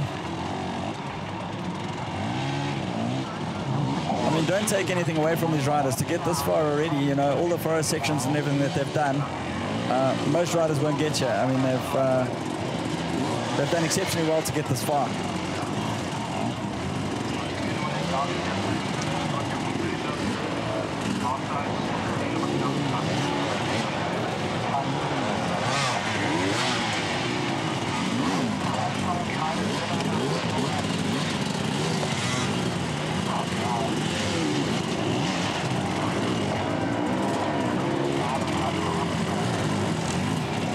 Just the persistency of these privateers and these amateurs, just staggering. The doggedness.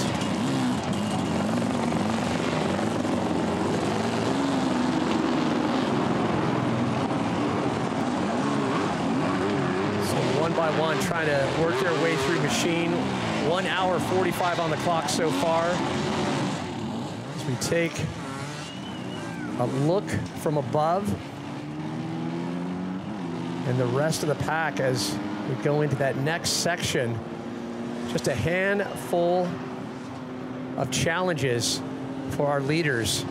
So this is a great shot of the crossing, and this one is really, really difficult to get up. It's a little bit like Centrum am Berg, and you can see the guys there jamming up that top part. It's really, really difficult to get out here.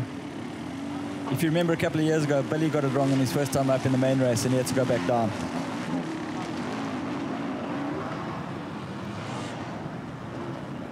You've got to hit it absolutely perfect at the bottom, second gear pinned, maybe shift up into third and keep your momentum up all the way out. Otherwise, you're going to be doing this and having to run back down. So what's your instant takeaways of course so far? Nice balance being set. You mentioned in terms of Carl's Dinner, maybe one of the more difficult lines that we've seen ever in that section.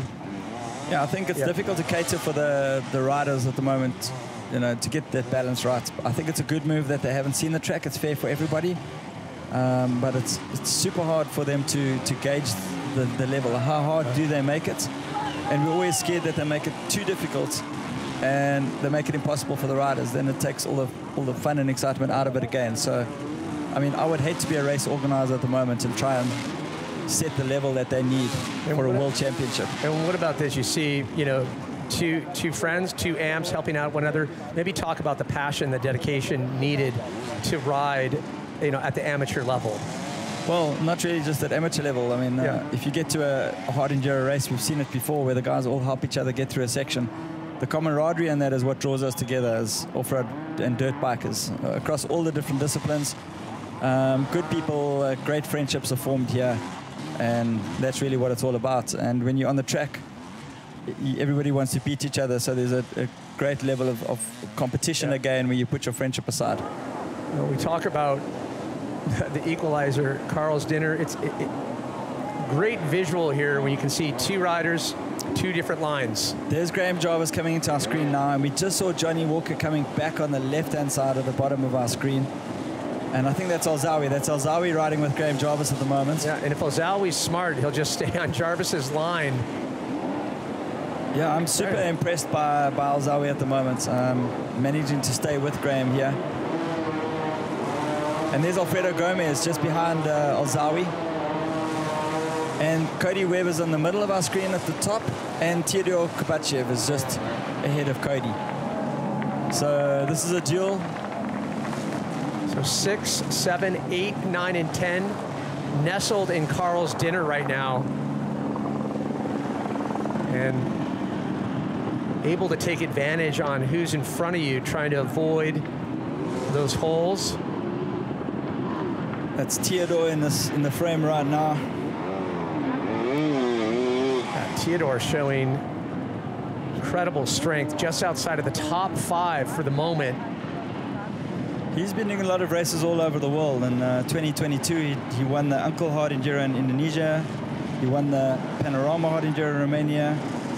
And he won the Sierra Hard Enduro in Mexico. So a young kid that's really, really been traveling a lot and got some incredible results. There's still some time here for Cody Webb, a big task to catch up to our leaders. He's found the podium here before.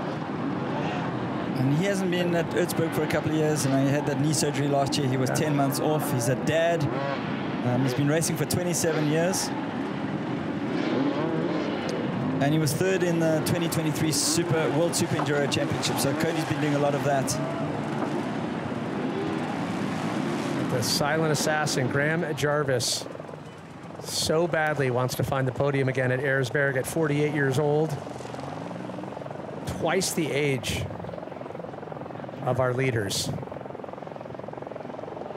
This is the start of MotorX Highway, so we're expecting the guys any minute to come in.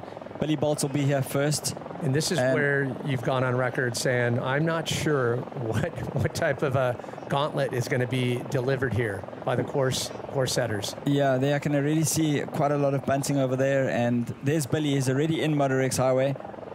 You know, bunting tape can do a lot of things, Pat. You know, you think you're going to go one way, and then like we saw last year, where they sent the guys up left up that steep bank, it can be change the race completely. So Billy's got a gap on Manny here. There's Manny entering as well. Manny's managed to close the gap a little bit. So what's in store for us? I think this is the critical part of the race for me. Well, you look at the distance between the two, between Lettenbichler and Bolt. Definitely surmountable for Lettenbichler to pull in Bolt, but Bolt is showing no signs of slowing down.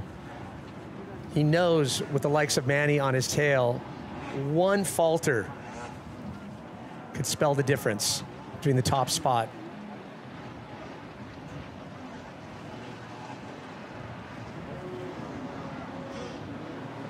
Everybody fighting for that crown of being the Hard Enduro World Champion. And this race is worthy of the championship. So some great aerial footage here of MotorX Highway. We mentioned just the Herculean effort of our production team. 27 cameras, a heli cam, the drone cam really getting in nice and close at a massive, a vast course here. And 1,000 frames per second off the line. Paul Terrace in the center of the pick there, that big 700. Almost looks, I don't know, bigger in slow-mo, does it not? It's a beast. Or maybe Paul Terrace himself looks bigger. Yeah, I think the combination of the two, what he does on that bike is just mind-blowing. That's to show this, how steep these downhills are. They are absolutely mental. You know, everybody, they have a look, and then when they get to their first Erzberg, they're like, oh, we had no idea these climbs are so steep. I'm like, yeah. Well, what used to constitute a good hill for, say, a Widowmaker hill climb is now just one of many here at Erzberg.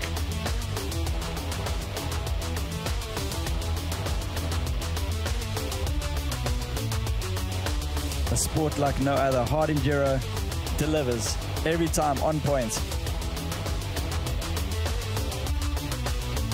Talk about needing every moto tool in the toolbox here to do well.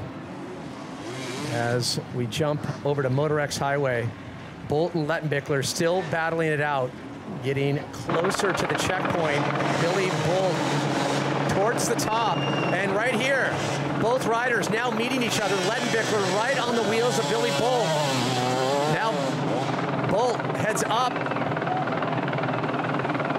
has to redirect, and once again, the echoes of what we've seen in the past with these two. Yeah, this is a race for glory, but I'm not too sure what they've done here at the top of MotorX Highway. We'll get a better shot just now, but that looks like fresh terrain down there to me. Yeah, clearly the riders haven't been up here. They've been bunted off to the right. The fact that Bolt is taking time, you can see right behind him, Lettenbichler in picture. But being this patient, obviously, what's ahead of him is no easy task. I'm just hoping that this section is going to be rideable, that the guys are going to be able to get up and over on their own. But you can see by the gradient there, Billy trying to get up. He hasn't got much traction over there. It's wet and slippery in the forest, or in that piece there. And Bolt knows too, any mishap at this point does not want to allow. So the wind, helicopter's blowing the guys. And Manny, he wants a crack at it. Lettenbichler up and around. Can he navigate it? He's almost over. Looks like he's going to go up and around the tree. And digging his feet in and pushing his way, pushing that bike up and around. I think he's done it. Wow. Lettenbichler up and around, goes clutch right around Bolt, and just like that, we have a lead change. Now Bolt stuck back in the one section. Lettenbichler took that lower route, able to go up and around the tree. Fatigue, all-time high at this point, just under the 2-hour mark. Billy's not going to be happy with that. Clock's ticking. He's going to want to clear that as soon as possible. And with each second allowing Lettenbichler to pull farther away, was leading for the lion's share of that first half. And I have to say that more and more riders that go through there, that's going to get cut up. It's going to become more and more difficult to get over. First bikes are always a little bit easier.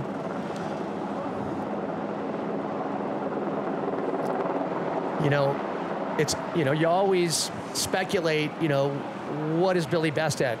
Chasing Lettenbichler or having Lettenbichler chase him? Yeah.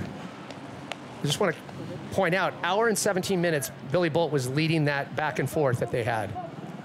Yeah, you can see he's tired there. So that effort that he used now to push his bike over, heart rate's pumping, jumping out of the rib cage. He's going to want to try to get his heart rate down a little bit. But oh, and so out of vision was Lettenbichler, obviously taking a crack at this next section. So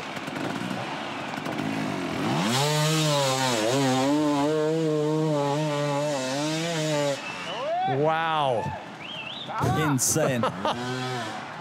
Making it look way too easy, Lettenbichler. So it looked to me when Manny was down the bottom there, he just rested for a bit and let his heart rate come down, because there's nothing worse than tackling a new section, your heart rate's high. So easy to make a mistake. But Lettenbichler, so good at figuring out these lines, that two-wheel wisdom. Billy ghosting his bike. Not quite there. Oh, he's either going to come back and do it again. I think he will. The physical fatigue at this point has to be setting in.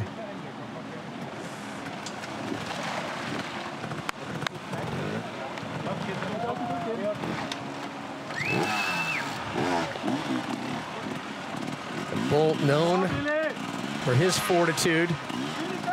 Still in second, trying to keep Lettenbichler in sight and reachable. MotorX Highway serving up quite the challenge. Here we go. No, not going to make it. This reminds me of what happened in 2022. Similar thing happened. And the more bikes that try to go up here, then the more difficult it's going to become. And to be there and to watch Manny, the ease that he navigated. But he's going to push his way around. He's got it. He's done it.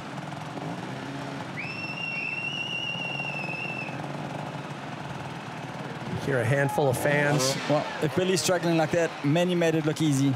What are the rest of the guys going to do? The resolution of this rider, so impressive. Just what it takes to flip that bike around on this pitch. Okay, so I think Billy's just going to take a minute just to get his heart rate down a little bit. Grabbing a goo off the bar there, just getting some sustenance.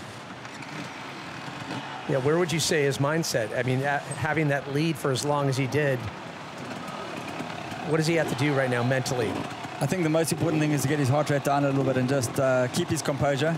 There's still that next forest section coming up.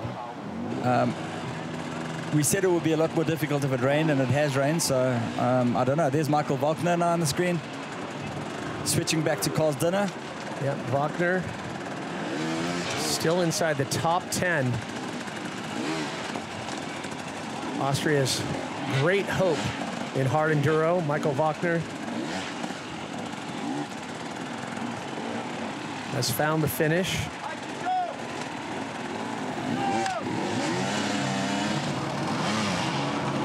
And just when you think you're past a section, you go back deeper into the pack, and the struggle continues for the rest of the field. And the guy's piling up on machine again.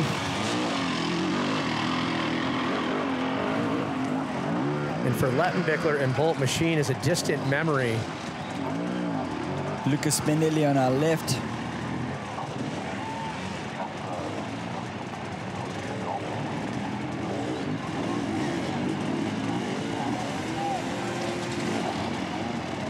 And then we got Christian Petrov from Bulgaria on the right, number 115. Yeah, so I think definitely the sting in the tail, MotorX Highway. It's shown us that it's not over till it's over, but you know, the rest of the guys, when they get there, I think it's going to be already quite a lot looser, and it's going to be really difficult for them to get through. Well, I think it speaks to the importance of you know, keeping that distance that is still considered elastic. The fact that Manny was able to catch Billy like that, and where he caught him, and then the pass was so pivotally clutch. The turning point there was for Manny to get to clean those two sections. Yeah. And we'll see what kind of gap he's earned from that now. Johnny Walker currently in 4th in Carl's dinner.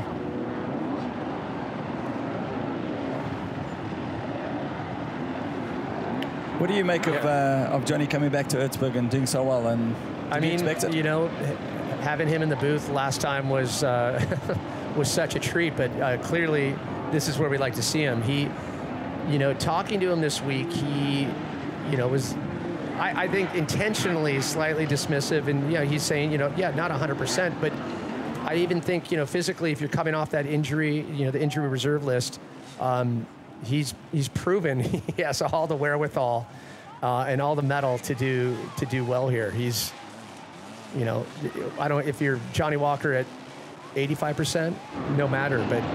And Johnny also finished 2nd behind Billy in the 2023 World Super Enduro Championship, so he's got what it takes. So just past the halfway point of our allotted 4 hours to decide a 2023 Erzberg champion, Manuel Lettenbichler out front. This is coming out of the top of MotorX Highway, so he's got quite a bit of off-camber stuff he had to do, and then he's going to head back down to the road, and he's going to start the new forest section. Yeah. And what is the trick when you're dealing with that double fall line, especially if it's on a climb? How do you find that catch? The off-camber? Yeah. Well, just to weight your left foot peg, keep the weight of the bike on the right-hand side towards the uphill, and just find as much traction as you can. You can see there how steep and how much of an off-camber it is, the way the back wheel dropped off there. So just 100 meters separate Lettenbichler and Bolt for the time being. As we have eyes on our current leader, defending Red Bull Erzbergrodeo champ, Manny Lettenbichler. You know, Manny's in such a good space. Yeah. We went to his, he had a bit of a beer party 2 nights ago. We invited everybody to come and have a beer there, some Bavarian beer. And we made a little bunny hop, turned the table upside down. He's got bike skills. With the bicycles. He was bunny hopping an e-bike, I want to point out. Took out the battery to make it lighter. But he definitely has the most fun in the paddock, I think. He's always up to something, and he's got such a good attitude. There, it looks like he's just catching his breath. That's all about controlling the lead, you know. Listening for Billy, where's Billy? and composing himself and just trying to keep his heart rate down. He knows he's got another section coming. Look at Carl's dinner as it continues to dish up challenges for the rest of the pack. That looks like Graham Jarvis has got past Cody Webb now, picking them off one by one. I just can't believe the stamina that Graham's got. Yeah, the fitness and his spirit.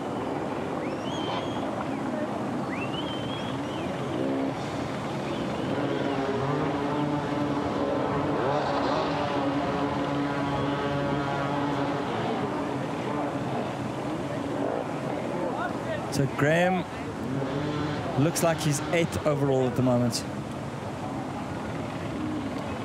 Yeah, definitely staying in the conversation.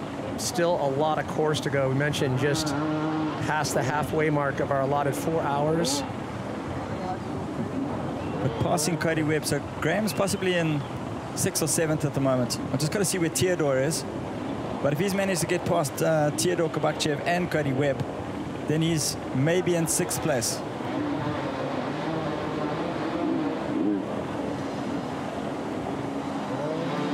So a lot of riders still working their way to Carl's dinner. And you can see a good perspective there of how long and what a slog it is. And over to MotorX Highway. Now eyes back on our current leader, Manny Leventhal. So this is the forest section I was telling you about. It's a brand new section. The track builders have done a lot of effort to make a rideable line here. It's super steep, and I think with the rain of last night, any water on this section would make it really slippery. So once the top layer is gone, it's going to make it quite difficult. There's lots of switchbacks. There's a couple of steps with some roots in it.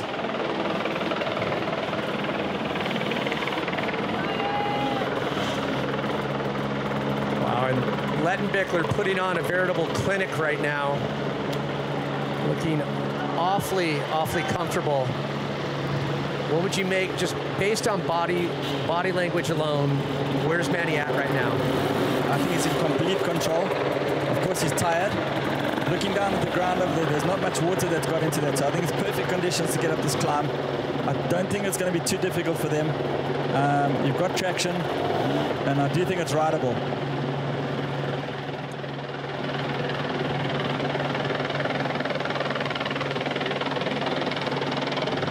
So after this, oh, there we go. Manny just pivoting the bike there.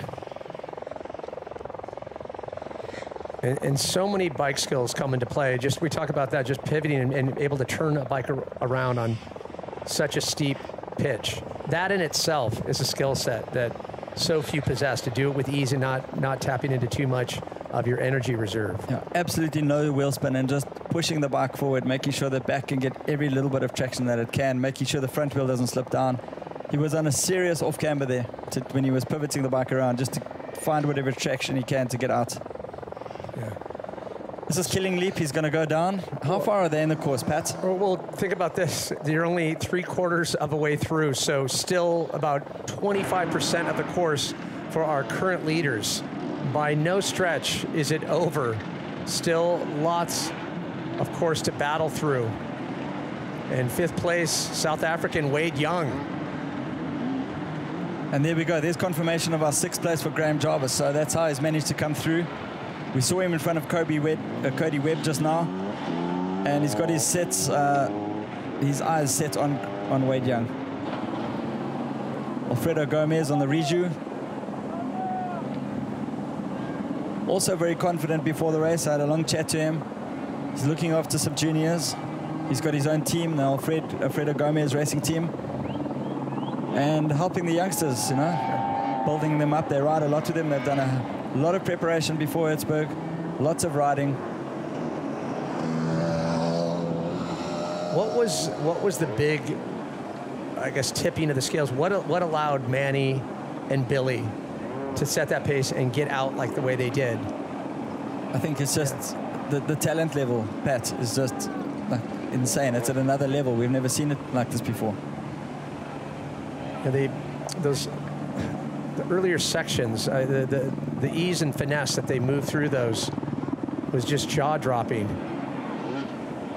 I mean, we've got the best riders in the world here on Carl's dinner, and they're already on the way to the finish. It just shows you the level is just incredible. I mean, we've got the likes of Cody Webb and Alfredo Gomez, and Alfredo's won this race in the past, and he's on Carl's dinner, and the guys are already out of MotorX Highway. And the guy to the right of your screen has won it a few times.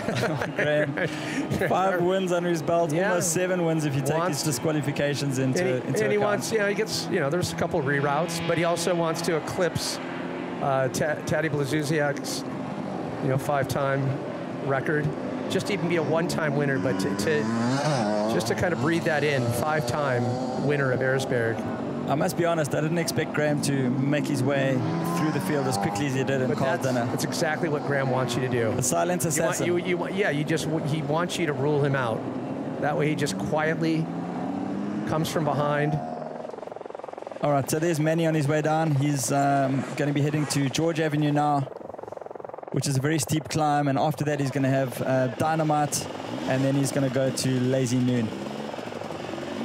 I'm curious to see how far Billy Bolt is behind him at this stage.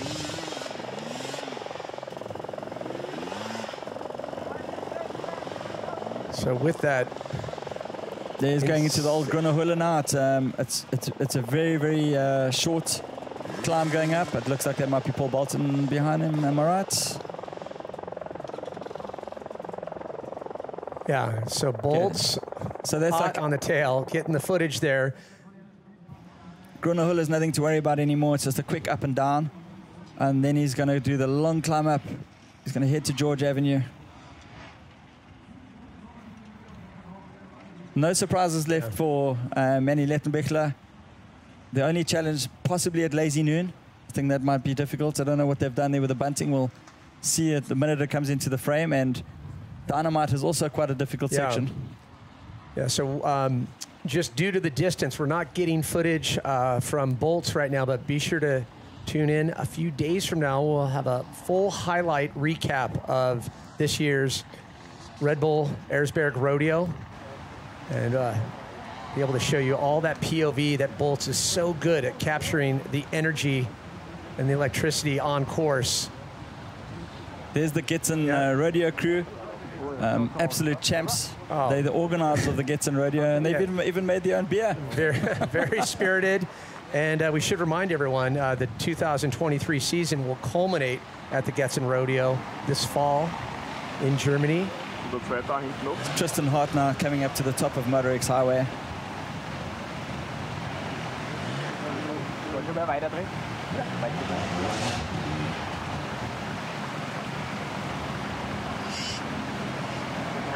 Also no stranger to the wet and slippery terrain. He revels in it. Oh, this is right up his alley, so let's see how he gets on. Every bike that goes past now is just dug up a little bit more and taken that little top layer off. Any grip that was there is going to become less and less now as each rider goes through. Really curious, too, to watch the rest of the pack. Johnny Walker, Wade Young in that 4th and 5th spot. Tristan Hart, we mentioned back in 2022, got a 3rd overall at Erzbergrodeo. He's competing without that FIM status. But Tristan has definitely solidified his position, his rightful place here at Erzberg.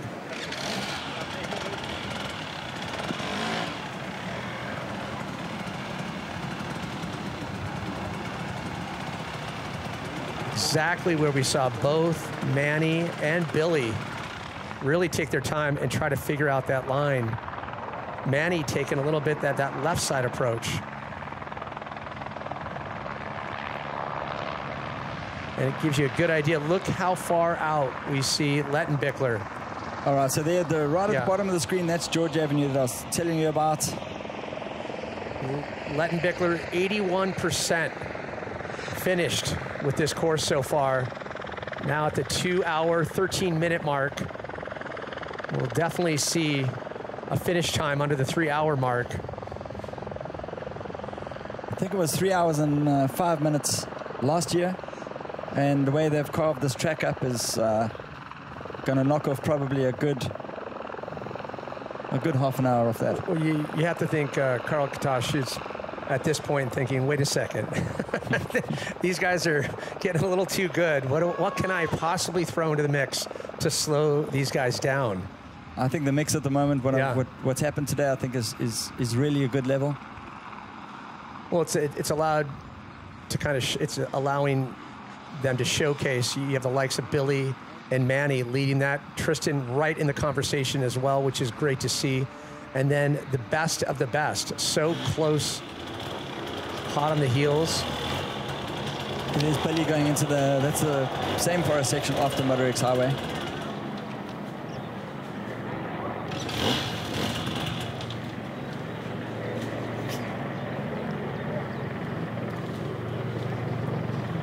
Cool down, so the physical exertion here that is just on another level. You know, it's been 2 hours of brutal. I can tell you that up until now there's been nowhere to rest on this course. Temps fortunately a little lower than we've seen in the past, so heat not a factor, but the sheer physical, mental exhaustion that Bolt has to be feeling right now. Trying to pull in Manny Lettenbichler, but given what stands ahead of Lettenbichler, okay, I'm very surprised to see now on Dynamite. This is George Avenue, not quite at Dynamite yet. It looks like they've taken the run-up away here, so it's a super, super steep, super long climb, and there's a bit of a level. There we go, it's out the top. There used to be a little step in the middle. But yeah, cleared it. Now he's going to head along, he's going to get onto the dirt road, and then he's going to drop down a level and then drop straight into Dynamite. Yeah.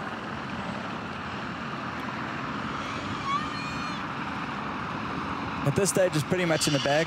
Anything can happen. Let's see what Lazy Noon brings us. Well, Lettenbichler, two-time winner at Red Bull Romaniacs. We talked about the win that he had there 10 years after his dad, Andreas Lettenbichler, won a Romaniacs, but looks like well on his way to become a two-time winner of the Red Bull Erzbergrodeo. Back-to-back wins for Lettenbichler, albeit not official. Still has some course to work through, but 22, Manny won 5 of the 8 rounds overall. And Sandra Gomez on machine. Leading the women's field right now. And she has set her goals, how far she expects to get at this year's Erzberg. And she's on point thus far. Wow. And Laia Sanz, those of you that watched previous battles here on the female front, farthest she was able to get is Carl's Dinners. So for Gomez, that would be a huge, huge leap. There we've got Manny Lettenbichler. He's 85% through the course, and he's currently in Dynamite. The black lighted Dynamite set out pretty much the same as it's been in the past. They take you around up and down a couple of times before you clear the Red Bull Arch, and then it's off to Lazy Noon.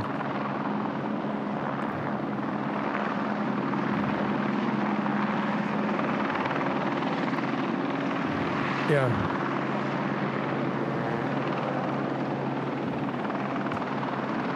Yeah. So they've tried to up the ante this year with adding 2 more ups and downs on this section. And like we said, the course never even remotely the same in these technical sections. Trying to sprinkle in those challenges. They just have to try and make it harder and harder for the guys, because otherwise they'll be done in an hour. So I think it's really challenging to try and get this level right. Look at that pivot. I mean... Yeah, Manny just puts on a clinic, and I'm still taken away by just his body language. I can imagine everything from the quads, the arms, everything, but body language looks so comfortable right now. Doesn't show, you know, too much struggle there. He's managing his race. He's very aware of his heart rate, and he knows he's pulled a gap now, and he's just obviously managing it section by section, not bulldozing his way through, just taking his time, making calculated decisions. So that rock in the middle of the screen there, he's going to pop out at the top of it. There's go around that tree and the rock. So where is good old Billy Bolt? Second place, all the way back, about 3 kilometers separating him and Manuel Lettenbichler. Billy's coming out of the forest and down onto the plateau, and then he's going to go and head into George Avenue. Just over 8 kilometers separating Billy Bolt and the finish. And the gap to the lead is 3 kilometers, but remember there's a big gravel road in between.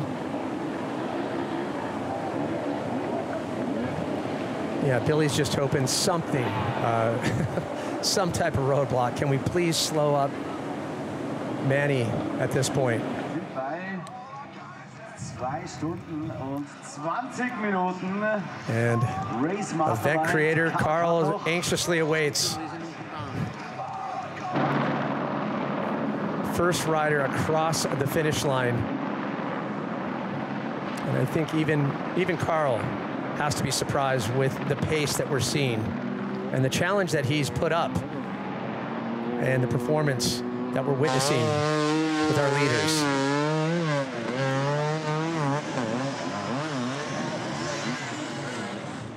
And the AM battle continues. These guys aren't going to see Carl Katoch at the finish, Pat. Yeah. They're going to be pulled off at some point of the race, but I mean, absolutely gutted at this stage. I mean, there's somebody sitting on a machine there. The brutality of this race is like none other.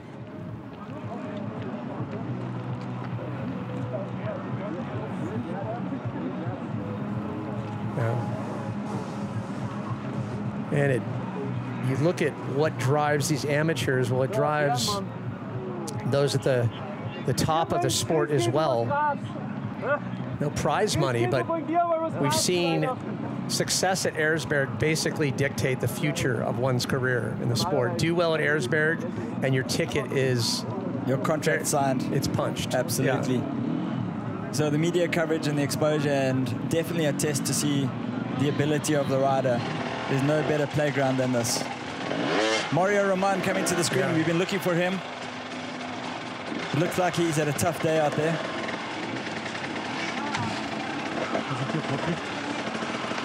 Yeah, so many of the competitors, they talk about previous Erzbergs, and every now and then you're delivered a shocker. You don't see it coming.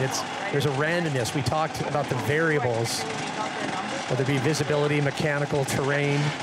So many components go into this race. I'm chatting to Mario this morning, you know, he was so ready for this race. He said he was absolutely ready. It doesn't matter the race when we talk about the FIM Hard Enduro World Championship. No, that's not Mario. My apologies.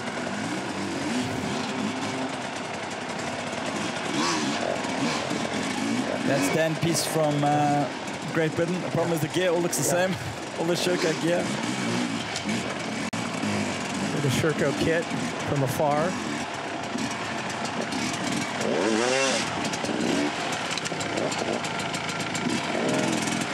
And then just behind him, we've got Diego Vieira, also doing a good job. There's Billy back in frame now. So, trying to dig deep and find that last frenetic extra gear. Just under 3 kilometers separating the leader, Manny Lettenbichler. Billy Bolt trying to reel him in.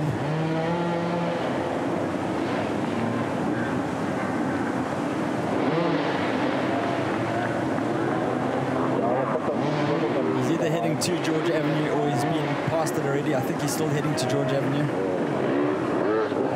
Yeah, there's a rocky section he's going to go through, and then up George Avenue. And he's going to head for Dynamite.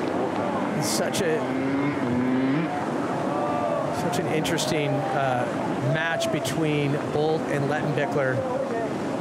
Just that one move, or essentially a combination of two moves, with Lettenbichler able to capitalize in MotorX Highway.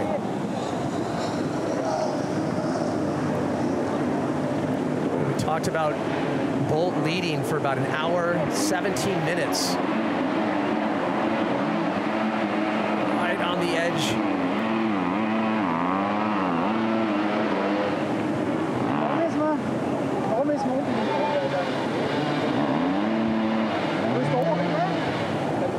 Just trying to see exactly where Billy is.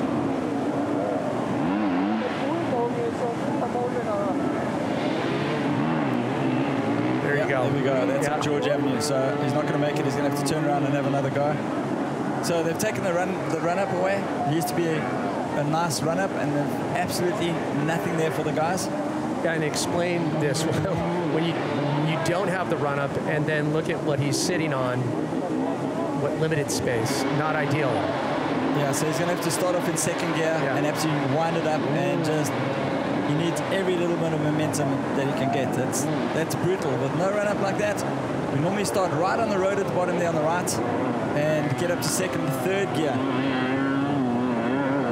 Yeah, looks like he's good. He's got enough momentum. He'll get out.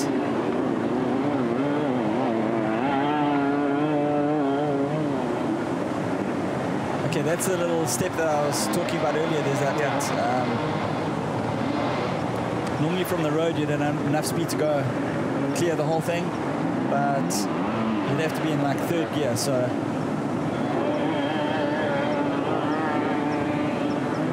wow, but he should get out now. Awesome job. So checkpoint 24 from here down onto the road, off to Dynamite. Lazy noon, and then it's finish line. But the big question, where's Manny Lettenbichler? There's his dad, Andreas Lettenbichler. All smiles, probably getting word that Manny is leading the way. What a legend. Just need Andreas to come back and do the next Erzberg.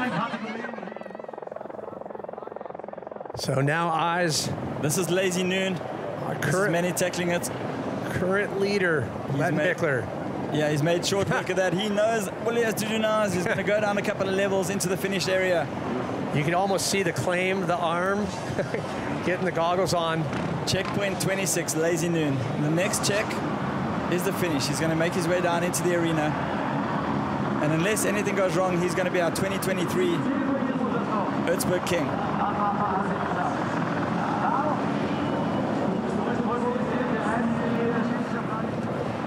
So on the way down to the arena, Pat, we had a look at some of the drop-offs, and they are ridiculous.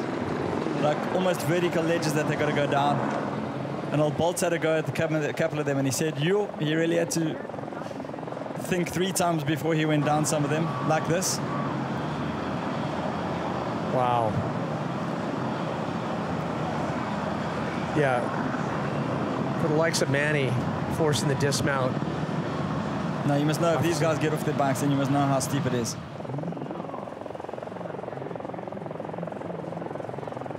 You can imagine just what's going on inside internally right now with Manny Lettenbichler.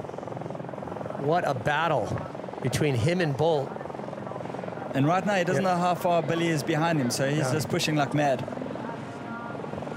And at previous Erzbergs, we've talked to a lot of the competitors. They say, oh yeah, when the second you re-enter that arena, it's it's an audible raucous roar. You can hear it. And Bolt,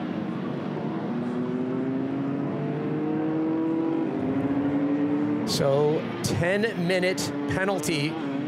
We saw right there where Bolt actually received water. So a 10-minute penalty by receiving help. You're not allowed to do that.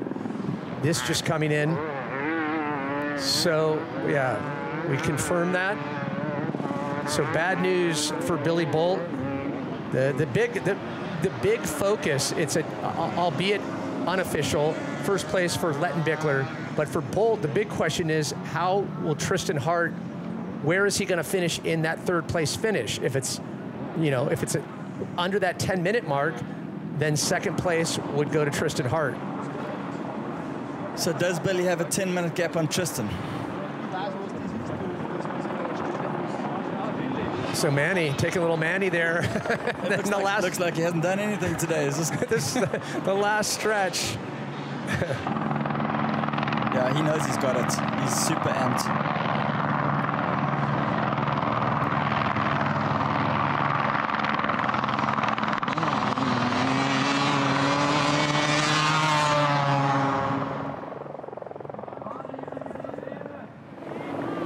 Wow, so Lettenbichler about to join the ranks of back-to-back Erzbergrodeo champions Jarvis, Walker, Lazuziak, Knight, Dupre, and Pfeiffer.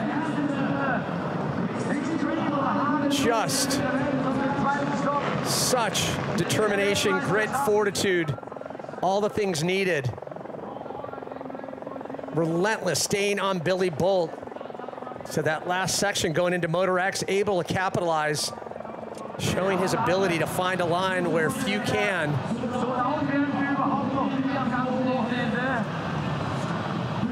This is a masterclass of hard enduro.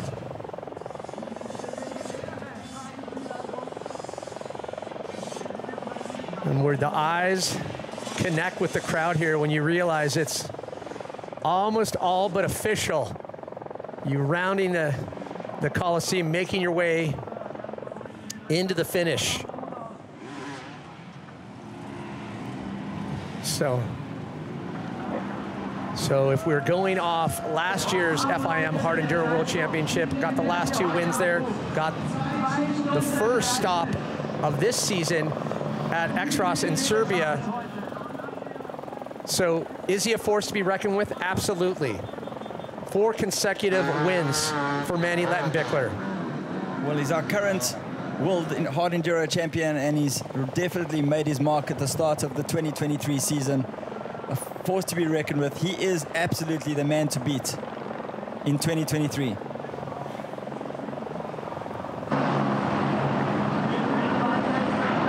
And the big question, you know, mentally, physically, he looks calm as can be, but put yourself in Manny's shoes right now.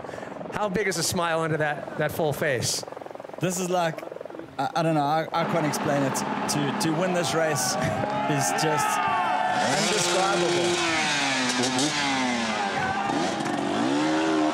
There it is, last checkpoint.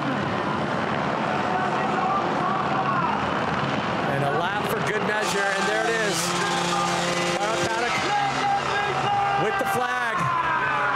Manny Lettenbichler, your 2023 Red Bull Erzbergrodeo champion. Die er hier heute absolviert hat, was für eine Machtdemonstration. Leute, feiern ihn nochmal ordentlich. Manny Lettenbichler!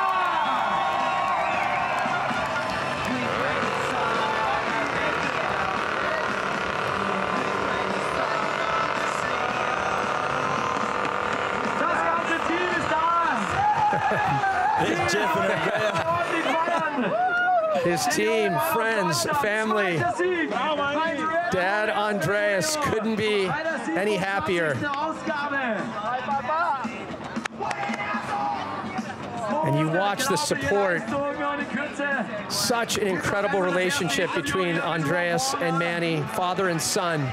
Für den internationalen TV-Stream, wir wollen die Welt da draußen natürlich wissen lassen, was hier heute los ist. Und nachher schnappen wir uns dann den Manny selber nochmal.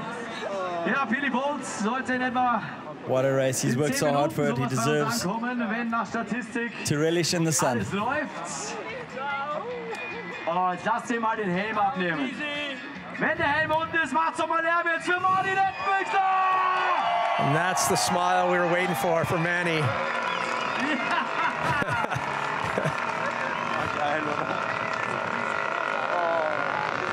Father and son moments don't get any sweeter than this. Komplett durch, aber das ist egal. Er hat's geschafft. Meanwhile, back on the track, still carnage, Pat. The Sufferfest continues. Back at Centrum Amberg. I can feel the pain from the studio. looking up there like... And this just in, a marriage proposal on course. We've seen it before. Erzberg. It's where I'm gonna judging by the reaction. I think she said yes. I think she said yes. I think we have an official engagement. Erzberg. I think she said, but she didn't finish. Yeah, for the love of hard enduro and for marriage. There we go. Graham is into Motor X Highway, always into the last little forest. Still in 6th position. What an incredible comeback.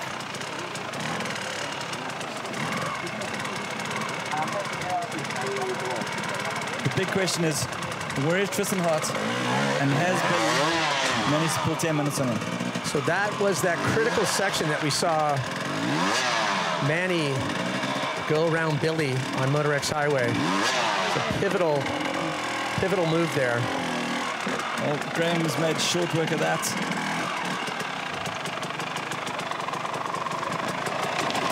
I just can't believe his physical condition at the moment, at his age, and how he's managed to just flip and carve his way through. It's so impressive. So much respect for Graham Jarvis. Well, just to be in the top 10 discussion is unbelievable, but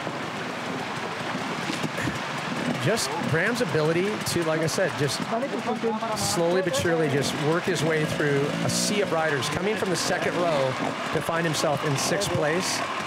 That itself is a 1st place finish in anyone else's book. And the pedigree of riders that he's gone through, the likes of Cody and Gomez and all of those guys, top contenders, and he's managed to wiggle his way through. It's honestly mind-blowing.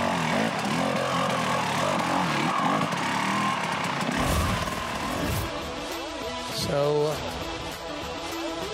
Lettenbichler, a day of days, trying to go back-to-back, and he did just that.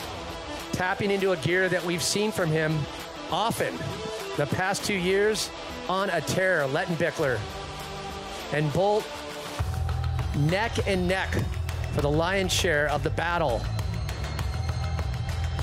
But it wasn't until Motor X Highway that Lettenbichler was able to grab the lead. For over an hour and 17 minutes, Lettenbichler forced to try to reel in, and it was at this point, Bolt off to the side, Lettenbichler finding the black hole, the time transfer, tapping into a little moto matrix, and finding his way all the way to the finish. Lettenbichler, he's with Rob Warner. Rob? Hello everyone, we're here with the 2-time Red Bull Erzberg winner, Manny Lettenbichler. He's done it. Only the 7th rider actually to go back-to-back here. That one was unreal. How does it feel to be a 2-time winner, Manny? Oh, I'm definitely still speechless. Like, I didn't believe it. Like, after the start, I had a really good start, and then Billy caught up to me and he passed me, and then I was like, man, he's riding good today. So he was really strong in Karlsteiner, but then I think he lost a little bit of energy and I could pass him back in the hilly stuff. Definitely like it more kind of dirt than like proper rock. So I kind of had an advantage there and pushed there quite a bit, and then, yeah, rode into the finish and so stoked. Hey, whatever you did, it was perfect. And, you know, we saw you actually make a little bit of a navigational error, and as you said, Billy was kind of gone in Carl's dinner.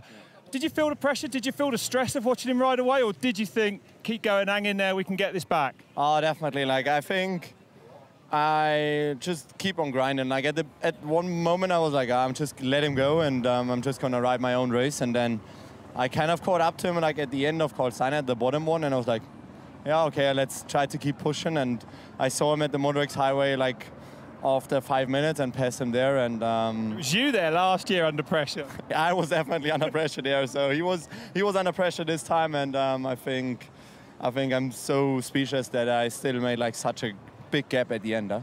Well, it's massive, exactly. We're still waiting for 2nd place to come, and you've ridden away with it. And of course, this really lines up well now for the rest of the season. Back-to-back wins in this year's World Championship. You're the defending champion. You must be feeling pretty good about this FAM Hard Enduro Series. Definitely, it goes pretty good. Like last year I was injured, and then I came in and won some races straight away. And we've done the same thing. We got a new bike this year, so I wasn't quite sure if we can make it, but I think the whole team made a really good job over the winter, and I think, yeah, right now, keep the momentum going, hopefully. Manny Lettenbichler, you are rolling. Congratulations on the day, mate. It's been a pleasure to watch that. Back to you, Pat. Thank you so much, Rob. You know, the big takeaway from that, Manny looks actually fresher than Rob does at this point. Like, he just won the Erzbergrodeo and just so fresh. And it's great to hear about Manny's perspective on the season. Now, checking back in with Billy Bolt, this just in, Karl Katak rescinding that 10-minute penalty. So all but unofficial, Billy Bolt grabbing second place as he makes his way through. Yeah, that's fantastic news. You know, outside assistance is one thing, but, you know, taking a bit of water, I think, is, I 100% agree with that. I don't think he deserves a 10-minute penalty for that. Yeah, a little safe than sorry, getting a little hydration there. As Billy Bolt was leading, you heard Manny talk about as he passed him, and Manny realizing he is keeping on a serious pace and how important it was to stay within visual distance. But it just shows you, like, fitness-wise, you know, Manny's fitness, everything at the moment, I think he's got obviously got a higher fitness level than Billy, because, I mean, the skill levels are clearly there. Well, both Billy Bolt, Manny Lettenbichler putting on clinics in so many sections, seeing that difference of pace and energy and technique, able to separate themselves from the rest of the pack. Billy's going to be super happy. He knows that he's just moments away from dropping into the arena. A couple of downhills to go. And you know what this sets up, though? The rivalry between these two is going to be alive and well. Well, let's just set the scene for the rest of the season. Billy knows what it takes to get an overall, and we talked about Lettenbichler's overall title. So the 2023 FIM Hard Enduro World Championship series just takes a whole nother level now, as Bolt grabbing a much-deserved second place. Mani, zweiter Sieg beim Red Bull Erzbergrodeo. Kann ich noch mal was hören, ihr würdet mal? Billy will be super stoked to get onto the podium, Pat. This has to be his best ever Erzberg finish. It is indeed. Bolt obviously had his eyes on the prize based on his performance and pace, was looking for the top spot. Lettenbichler being the spoiler for Lettenbichler. Incredible battle back. And Billy, he's our three-time Super Enduro World Champion. He's won it 2020, 2022, and 2023. Starting off this year with a podium at Erzberg. It just can't get better. Schauen wir mal, ob wir einen Hattrick draus machen können. Mani, jetzt schnaufen wir mal gut durch. Der nächste nähert sich schon. Mit dem hast du ein bisschen gekämpft. Ja, hättest du dir gedacht, dass du Billy noch kriegst? Na, auf jeden Fall. And I think it says volumes that the past two overall World Championship winners are 1 and 2 at this year's Erzberg.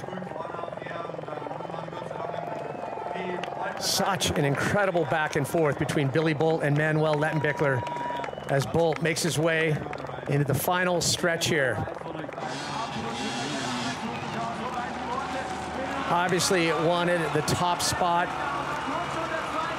knows how high the stakes are. There it is. Billy Bolt, your second place finisher at this year's Erzbergrodeo.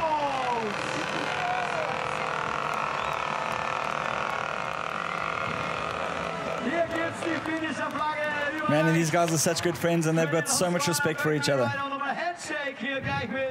Manny Lettenbichler, what a ride from Billy Bolt.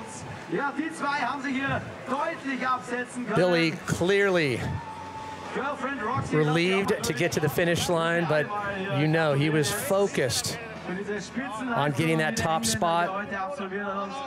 Led the way for so long, and just double checking on that call. Billy's just found out he doesn't have a 10-minute penalty. He was so mad, and he's just been told by Fabio Farioli that he doesn't have a penalty. So that's awesome news. And so watch to the right of your screen. That's Bolt going down.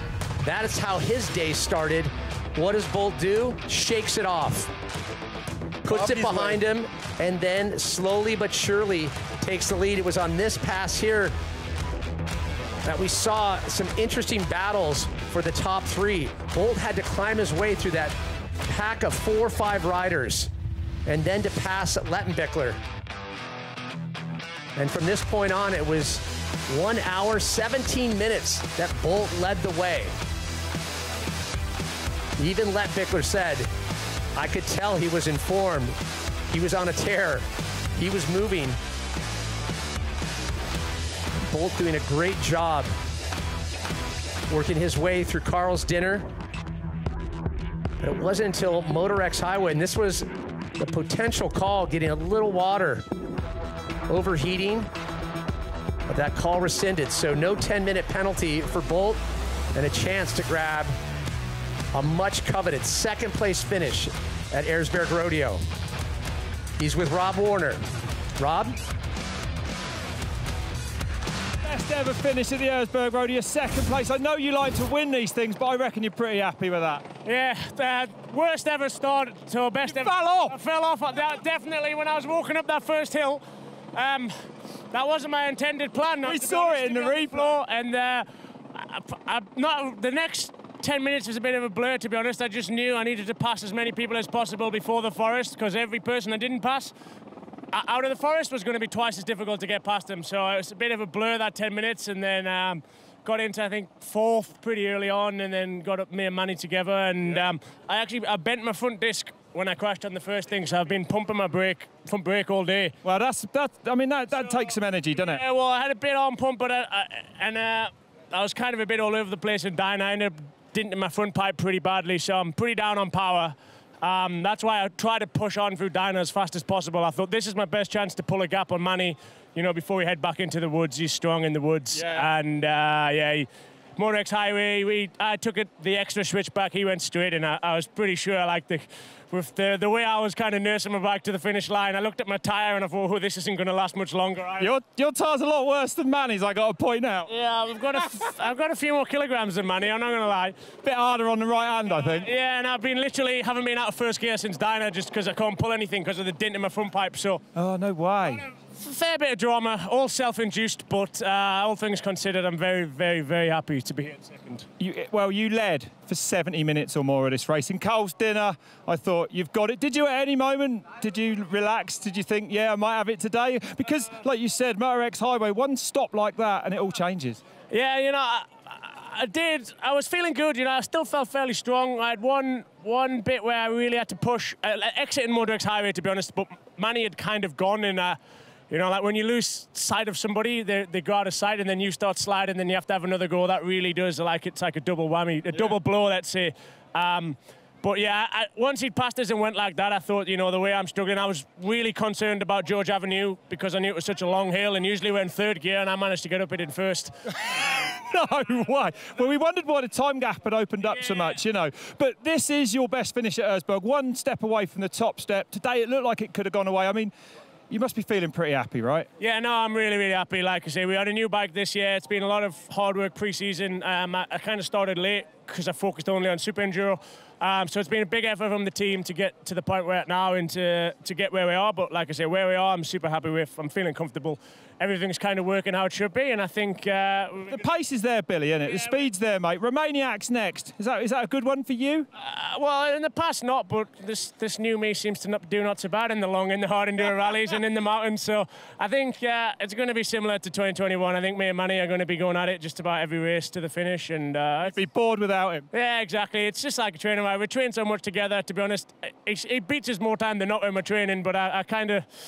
I don't never worry too much because I seem to be able to find an extra gear and sort of keep with him and stick the wheel in on him now and again in a race. And I think it's going to be an exciting second half to the year. It certainly will, mate. Thanks for bringing it to life. It's incredible to watch you ride. 2nd place today, Billy Bolt. Let's go back to you, Pat. Oh, Rob, to hear from Billy, the new me, yeah. We'll see what happens. And I love, he's like, oh, I found an extra gear. Well, no, to hear the real story was in 1st gear. Are you kidding me, Daryl? What a legend. I told you it was a 3rd gear. Unbelievable. And the dent in his pipe, so he's down on power. Oh. And yeah, what a legend there. Such, like I said, such cool friends to be able to go race a world championship like this together. The rivalry is going to be alive and well going into the third stop of this season at Red Bull Romaniacs. But checking in right now with Tristan Hart, still in third place, almost about 90% complete.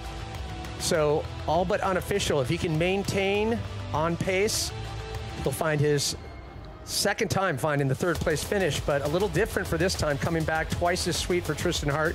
Johnny Walker, though, just closely behind. So let's keep a close eye on this battle as Tristan Hart approaching the lazy noon checkpoint. So Tristan will have 2 back-to-back third places then. He was third here in 22. And Johnny looks like he might be a bit far back. Yeah, just the beating that Billy took him physically, but then the bike. Just incredible. It really kind of, we were watching him in a couple of those sections and he was trying to figure out what's going on. And this is Matty Green now. He's in the Motor X Highway, so he'll be our first junior. So it sounds like there might be somebody in front of him, possibly waiting for a gap to hit it. Nope, he's on his own, so he's just got to clear his way around that tree.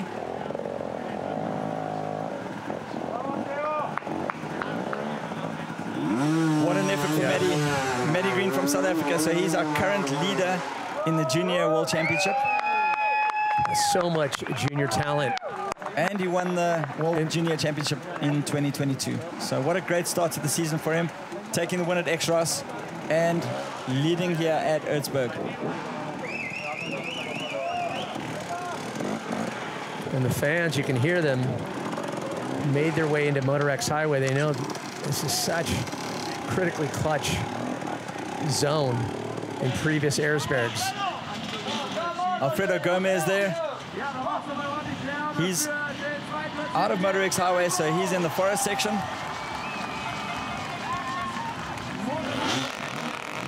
And Gomez finding the top spot of the podium here at Erzberg back in 2015. Some challenges today, but still in the hunt to finish. Should remind everyone, still under the 3-hour mark of the allotted 4 hours. And Alfredo was telling me, I mean, it's one of the first times that he's been injury-free coming out of winter. He finished 5th in the 2022 Hard Enduro World Championship.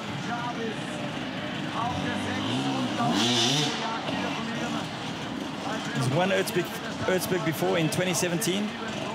He was 3rd in 2016. And he tied with Johnny Letty and Graham in 2015. So Tristan Hart having to redirect here. Still trying to find the finish line, currently in 3rd place. And I just want to remind everyone, Johnny Walker was just a couple minutes behind Tristan Hart. So every mistake, every time Tristan takes another crack at something, it's giving Johnny Walker that much more chance to catch up. So eyes are going to be focused on a battle for 3rd place. We're looking at Lazy Noon now. This is the second part, really, really steep. It's like insanely steep. But he's up and over. And there goes Tristan Hart. I'm almost happy to say that that's a safe podium for Tristan, unless something happens on the way home, but he'll almost home and dry, Pat.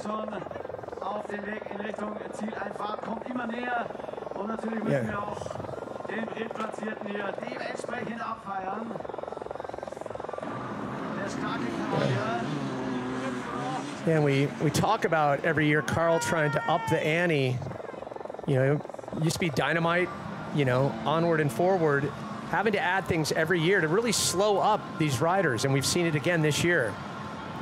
Yeah, so they added in Lazy Noon, you know, just because the riders were finishing too early. So, yeah, I don't know what they're going to do for next year. But what type of hurdles can we possibly predict for next year? Honestly, I think the level today was perfect. I don't think they made it ridiculously difficult.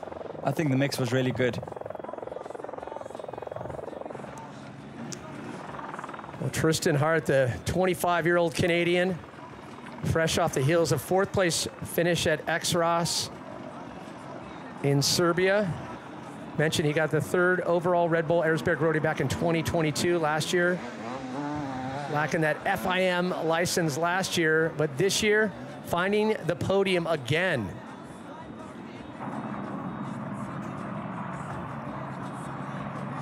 So it's his 3rd Erzberg. He finished 14th in 2019. Podiumed last year and podiumed this year. Definitely made a mark on the Hard Enduro World Series. Was Paul Bolton's pick to win earlier. Not far off. Not far off in 3rd place. Incredible performance.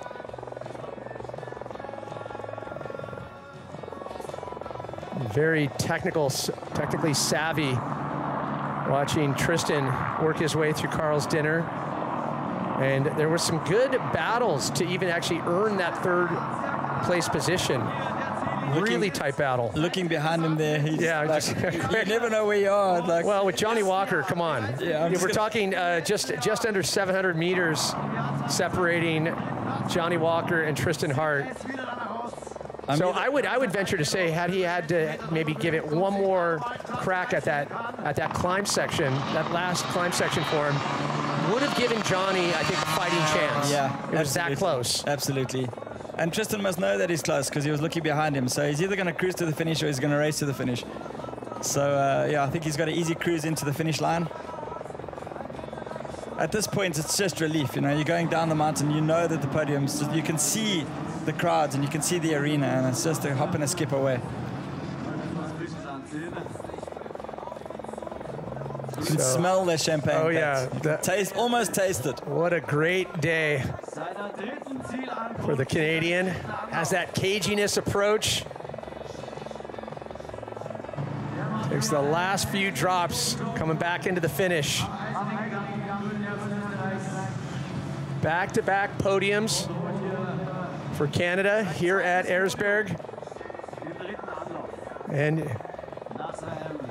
he'll be excited to be racing on home soil following Romaniacs with Red Bull Outliers in Canada. One of the more challenging events out there.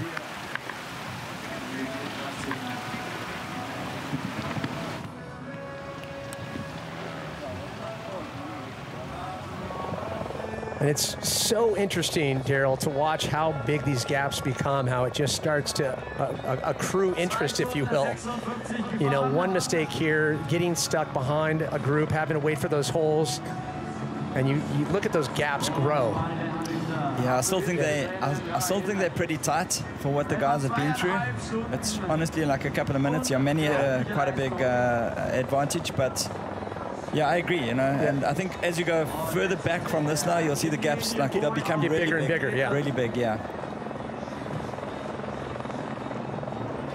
Last little section of the prologue.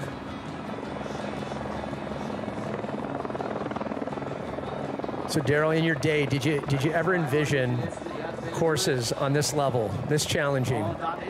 No, no, I didn't. I mean, the sport evolves, but I didn't expect it to be like this rapidly and at this level. I mean, everything's changed. The Roof of Africa at home and all of the races that I've seen have just progressed, and they've had to raise them and make them difficult to cater for this caliber of rider. The level, honestly, year to year, just keeps getting insanely better and better. These athletes are just at another level at the moment. Tristan Hart, for the second time in a row, finds third place finish here at Erzbergrodeo. Well deserved third place finish for the Canadian.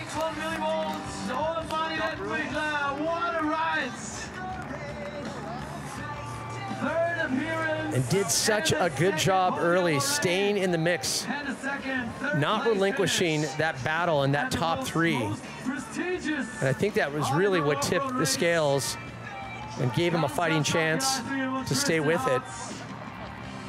Be interesting to see where Johnny Walker now falls with the clock just about to hit the 3-hour mark.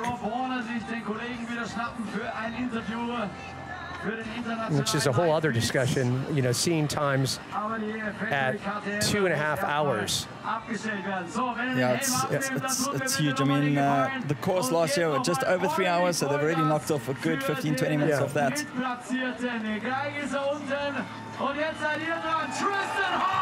Very similar course to last year, but I'm sure that Tristan's going to be super stoked with the podium. Doesn't look that happy though. I think he wanted to win it. Of course, you think. If you want to speculate, I'm going to say, yeah, you're 100% right. I mean, there you can see how close they were. Johnny Walker coming in now. Also, just in the prologue, they're about to drop down to the arena, but that can't be more than a minute or two apart. Well, Johnny Walker definitely can hold his head up high. We talk about that road to recovery off the injury, and is definitely back on track of getting at 100%. And Johnny really had no expectation for this race. He just said he's going to go as hard as he can for as long as he can, and man, he's done a good job. And fourth coming back from everything, skipping the last couple of Erzbergs. He was here in the commentary booth last year, so I think it's an incredible comeback, you know, and I think join these riders at this level. Yeah, and I think the most telling part was seeing that energy and that positivity that we saw him kind of exude this morning. To see that hunger, and you know, the only thing more dangerous than Johnny Walker is a happy and hungry Johnny Walker. So Johnny Walker rounding out the top four. Gets a little rev on. Fourth place finish for Walker.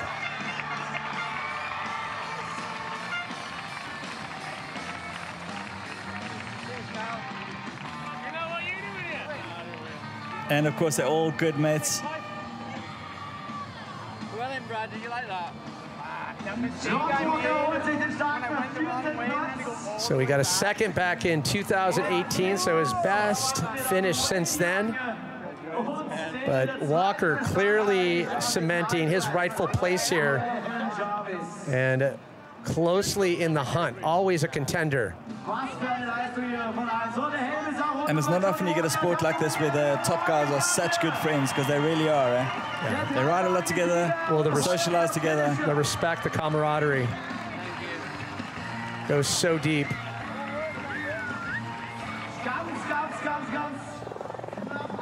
And then we've got Wade Young coming in. He's not far off to round out the top five. So you've watched Wade Young from a wee rider, basically weaned off the pipe. But talk about watching his genesis, his arc as a rider, and just maturing into what we know now. Well, like coming through from the classic enduro kind of thing and see how he's evolved into this hard enduro world, I think is really incredible. I'm in awe of what he's done. You know, he didn't have much luck last year. He had a lot of bad luck. Looks like it's all coming together now. I know that he can win Erzberg, and I think he's going to do really well this year in the championship. If you're on his training side, what would you say? Okay, let's go back to the drawing board. What can we add to the Wade Young arsenal to make him a little bit even more deadly out there? Well, he's in peak physical condition. When I've seen him now, his attitude, his mindset, everything is right. Maybe just some more time on the bike, but how do you improve? How do you improve at this level? Well, and you're also up against throwing a little shakas to the camera there. So obviously feeling good, but how it's also you look at the rest of the field as well. You have this kind of push, and it's all at the same time. Simultaneous, the entire field is progressing at such a rapid pace, and you're expected to stay in step with that. And I think a big part of it, and I'll probably get shot down for this, but is the trials background that a lot of these riders have. That skill set of the trials that Wade doesn't have, that's definitely a differentiator. He's managed to teach himself by riding with these guys, but that background from an early age on the trials he hasn't had. You almost have to give him extra props for doing as well, maybe not having, that specific skill set already, pre-entwined in his arsenal. And I don't know what you're going to do you can't just go all of a sudden and start riding a trials bike, but Matty Green is in the same boat, and spending 3 years now with the Italian team. I've watched his riding. He rides a lot with Manny. Manny will go down to Italy sometimes and ride with him, and so will Billy. They're all very good friends. And it's the same thing as Wade. I've just watched his riding improve year by year, and it's just so nice to see.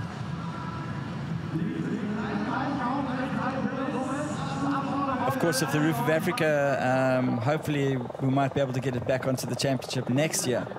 But that will be obviously suit them again a lot more than some of these races. And we would expect that Wade Young, previous winner there. I can tell you now, Wade will be very hard to beat in Lesotho at the Roof of Africa. What is it specific to that race that makes it as hard as it is? Well, there's more rocks. So, you know, here you've got a lot of slippery stuff in the forest, although Wade comes from Natal, where there's a lot of forest riding and slippery stuff. So he's grown up with it. So still like awesome fit for Romaniacs, but at the Roof it's different. There's a lot of grippy rocks, different kind of terrain, and he's ridden there, you know, most of his life. So he's really completely at home there, and the guys will really struggle to beat him there.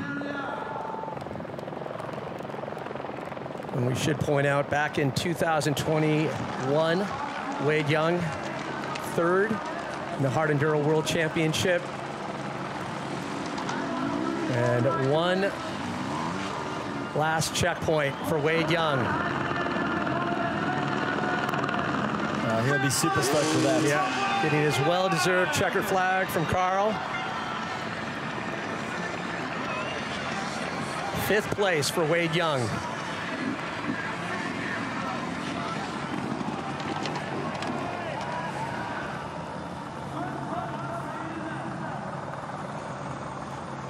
So now just past the 3-hour mark. As our top 5 finishers, a chance to rest and relax. And looking back on Tristan Hart's performance, what were some of your immediate takeaways watching Tristan at kind of the furious, frenetic mode that he opened up with?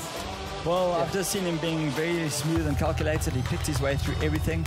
I didn't see him throwing his bike around anywhere, and it looked like he just managed his energy levels all the way through. I think he did his best. I think this race is so physical, and you've got to exert yourself all the time. I think he just managed his race perfectly. He'll aim to win Erzberg, and I think he can. Oh, clearly.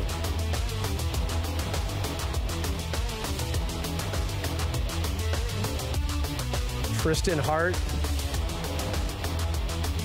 3rd place finish at this year's Erzbergrodeo, staying in step with the best. And he is with our own Rob Warner. Okay, well, I'm with Tristan. An amazing performance again. 3rd place again here. Happy with that, Tristan? Yeah, back-to-back podiums. I mean, lots of people would be happy, but to be honest, I'm not super happy with this year. I mean, I put myself in a really good position. I was leading, which I didn't really expect.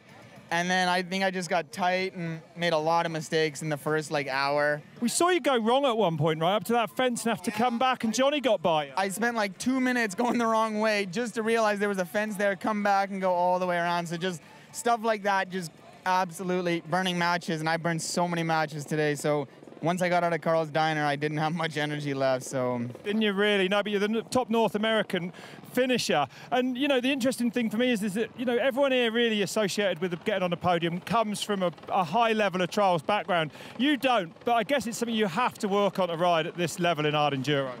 Yeah, I mean, at one point, I was under the assumption that if you weren't a trials rider, you just weren't going to do good at this race, because the first 10 years here, no one that wasn't a trials rider was even on the podium. So, I mean...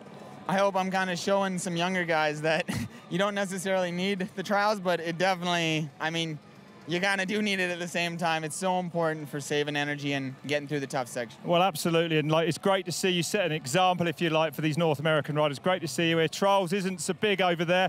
You signed up to the series this year, 4th at round 1, 3rd today. Feeling pretty good about the overall? Yeah, it's okay, but... To be honest, I'm kind of over here to be battling with Billy and Manny, and so far this year I haven't been doing that, so something's got to change on my part, and hopefully I'll be closer here soon. Well, you did brilliant today, Tris, so thanks very much, and congratulations. Thank you. Thanks, Rob. Well, you know, clearly you hear it from Tristan himself, very hard on himself, but he did battle Manny and Billy, a battle, and it just, the way that it unfolded, like he said, burning matches, those little mistakes start to add up after one another, but I think Tristan Hart can hold his head up high. Incredible performance, and I think he's going to be a challenger going onward and forward, looking at Romaniacs, Red Bull Outliers in Canada. Yeah, and I think most people would give a kidney away to finish in third. And I saw Tristan's body language, and he didn't look happy. There's Graham Jarvis coming down. Graham Jarvis, our silent assassin, in sixth. From second row to sixth place, hitting the 3-hour-plus mark. So Graham Jarvis, we look forward to seeing him come across the finish line. I want to see what Graham looks like at the finish line, because I think he really had to dig deep today. Carving through the field like that. I saw he was very patient, but I think he had to push in a lot of places and take some really difficult lines to get through. Yeah, so much respect. You think of Manny Lettenbichler, 25, Graham Jarvis, 48 years old, and still in the hunt, still in that top 10 discussion, you know, based on what race unfolds. Graham's name always in the conversation, still. The talent that Graham has, and what's the right word? Well, vastbyt in Afrikaans. It's just, well, resilience, I'd say persistency. We know he's got stamina. It's his prowess, and his uncanny ability to make difficult sections and not use even remotely as amount of energy that other riders have to exhaust. Yeah, just picking his way through, just absolutely trying not to make any mistakes and just cleaning every section. And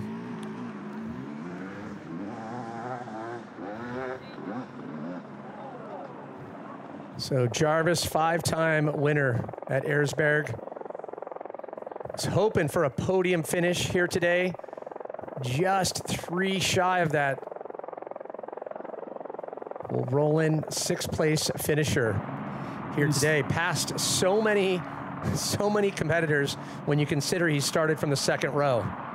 And we mustn't forget that Graham's won it before from the 2nd row. So yeah, his first Erzbergrodeo was from the 2nd row. So the level has changed a lot, and I think the young guns that have come in now have come in hard, and to try and beat them now is really going to take a lot. Graham needs to get onto the front row. If he races Erzberg again next year. If he wants to win it, I think you have to be on the front row. Well, Graham admittedly said, yeah, I was a little slower this year, and by virtue of that, was relegated to that 2nd row, but almost equally, if not more impressive, to see him climb back and work his way to crack into the top 10. Yeah, but I just love Graham's attitude, you know, speaking to him. So, yeah, well, you know, it is what it is. You know, he's quite chilled. I'll just go and do my best, you know. It's a 6th place finish. He just loves riding his motorbike. Well, we always say don't be fooled by the stoic, calm approach. You just have to look at the history of Graham's wins, and yeah, he doesn't have to prove anything to anybody. He's won Erzberg 5 times, Hell's Gate 5 times, Romania 7 times, Sea to Sky 6 times, Roof of Africa 4 times. I mean, he's a 5-time British trials champion, 6 gold medals at the ISTE. He's won the Scottish 6 days 4 times. I mean, and 5 British Enduro championships. Yeah. So what more do you want? Well, if he's applying for a position, he's clearly overqualified. Yeah. Definitely our most winningest hard enduro rider of all time. He's definitely the GOAT. The young guns have got a couple of years to beat that and he's that table of wins. Really cool to see too in his time in between training. Spends a lot of time doing Graham Jarvis riding clinics. So kind of that close connection with fans and, you know, true enthusiast of enduro and hard enduro riding. Yeah, he's traveled all over the world with his tours, and it's nice to see also, you know, giving back to the rest of the world, teaching guys how to ride over this kind of terrain.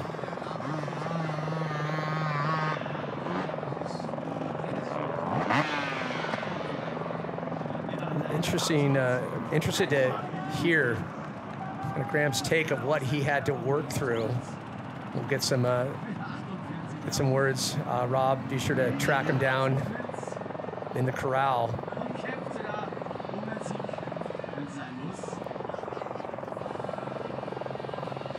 I remember the one year I went around to Graham and Damo just chilling, sitting at a deck chair at the back of the van, and it was like super chilled, and then, you know, just went and won the race. You know, it's like always just so relaxed. You were competing when Graham was kind of entering and in the scene. I stopped racing 9 years ago, and Graham's still giving it full tongues. It's incredible. Final checkpoint 27. I think that smile on the face says it all. Graham Jarvis finishes yet another Red Bull Erzbergrodeo.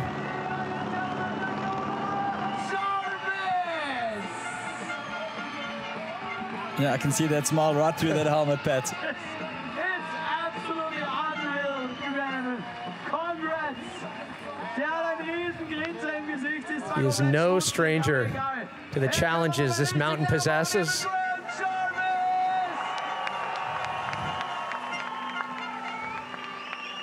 I think that feels like a win for Graham, coming from the second row, and what he's up against, I think that's like a win. Versetzt uns hier einfach in Staunen.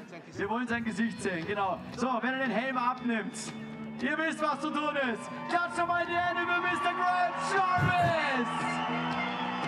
48 years young and still in the hunt. Incredible resilience from Jarvis. Second row, and now you're up here. 6th place for you. Talk us. Yeah, I think anybody can still ride like that at 48, and they're doing okay. So 45 minutes remain on the clock as we take an aerial view of just the sheer vastness. As we look at Lazy Noon on this front side, back over to Dynamite, Machine. And to remind everyone, the rest of the pack, they will have to hit the finish line before that 4-hour mark. So 45 minutes for all of these competitors back at Machine. That just shows you the brutality of the route. I mean, they're 3 hours in and they're stuck at Machine. So these guys honestly just trying to get as far through the course as they can. Desperately trying to reach the next checkpoint, but for sure they know they're not going to make the finish line.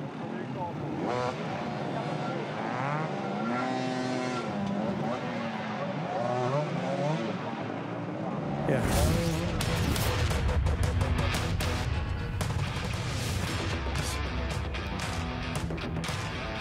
So 5th place with Shakas from Wade Young, rounding out the top 5.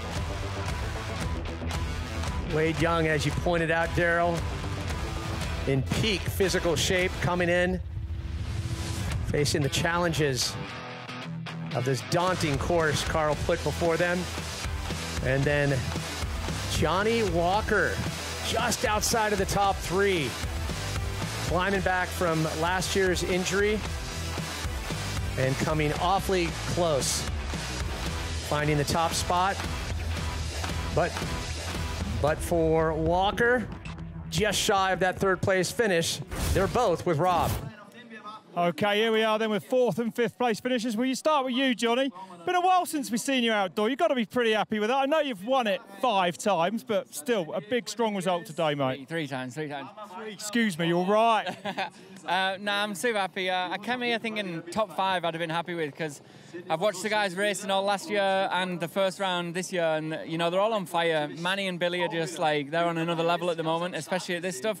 So yeah, to be even close to the podium, a couple of minutes off Tristan, I think we were at the end, and I was close to him. So yeah, super happy with that. Brilliant ride, mate. And of course, you know, we do see you more focusing on the indoor stuff at the moment. Has it been a hard transition? And when you last were here in, what, 2019, you were injured last year in the commentary box.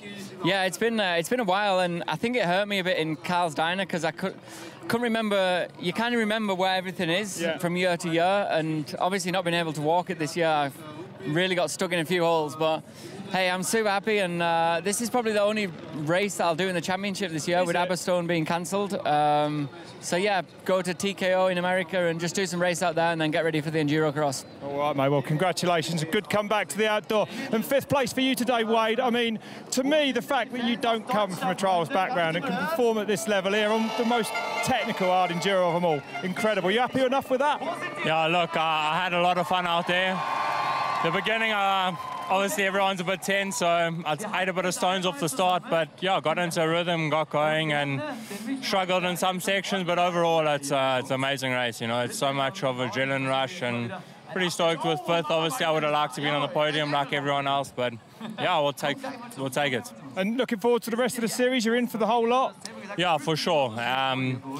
Race by race, and yeah, just train and focus and enjoy the journey as well. You've got a big fan in commentary, Daryl. He's saying that you're the strongest rider out there by far, physically the fittest. I mean, that definitely came into play today, right? Yeah, for sure. No, you need it through Colsdana, but yeah, just want to say how's it to everyone in South Africa. I know there's a lot of guys watching at home, and thanks for the support. Yeah, we try again next year. Great to see you up there, mate. Thanks very much. Cheers, man. Back to Pat. Thank you, Rob. Wow, so good to hear from Wade, and it's good to know that he's kind of focused on just moving onward and forward as we take a look at Michael Wagner, the top sitting Austrian right now, will end up in 7th place, and I expect a little extra raucous roar at the finish line as Austria's finest, their top hope for hard enduro in Austria, the 25-year-old Michael Wagner. He'll work his way in. Yeah, what a great effort. I mean, he pushed really hard last year. He blew out last year. It looks like he's been able to pace himself a little bit better today. And I'm sure he'll be happy with the 7th here. And just even with this finish, too, currently coming into this second event, currently 5th in the FIM standings. So highly, highly coveted points. Looking for that overall title at the culmination of 6 stops on the FIM Hard Enduro World Championship Tour. And Michael also finished 6th in the 2022 Hard Enduro World Championship Series. So that's nothing to be sneezed at. You know, he's in that conversation, which is such a difficult place to be nowadays. Well, he's 1 position down from last year. He finished 6th here last year. He got a 5th at Romaniacs last year. So, yeah, I think he's more or less where he wants to be and just racking up those points. It's a long season. Yeah, slowly inching his way up.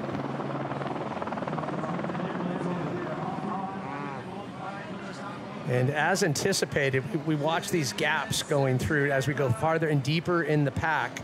Those bottlenecks, they add up, and they just accrue so much more time for those that are a little deeper.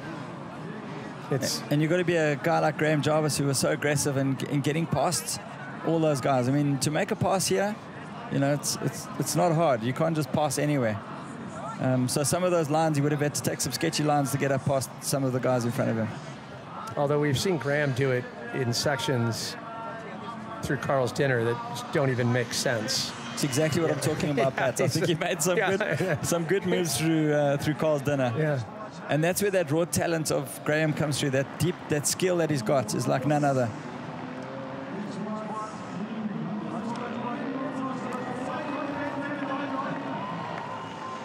So the big question, I think, with any Erzbergrodeo is how many people will actually finish. We're still under the 10 count. Well, we should get a fairly decent finish rate this year, but there's not much left. We've got 38 minutes left on the clock. So, tick-tock, that clock doesn't wait for anybody. And there it is. Austrian Michael Wagner across the finish line. And there's his mom on the left-hand side. His brother's here as well. So they'll be super stoked with that finish. Das sind echte Emotionen getting some good words of encouragement from event founder Karl Katak. And a good perspective of the Iron Giant here, going past Lazy Noon. So we make our way over past Dynamite, Carl's Dinner, and Verona. We said the fastest competitor here this week. 64% done on this course, just working his way through Carl's Dinner. There he is, jammed behind that rock with a Red Bull helmet on. I mean, what an effort, you know? You can see his head's back, he's gutted. Yeah, the body language tells the tale. Honestly, for him to get this far, I think is incredible. You know, I mean, a world GP enduro champion to come this far in the race, in a hard enduro race, is brutal. He really did probably choose the hardest one of the lot.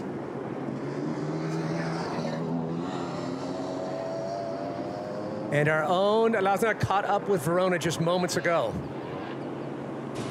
So we're here with Andrea Verona. You've made it to Carl's Dinner. It's your first time at Erzberg. Did you expect to make it this far? I pass in places that I never thought with a bike would be possible. But yeah, keep pushing. Now that you're in this section, how tough is it really? A lot. I never done something like this.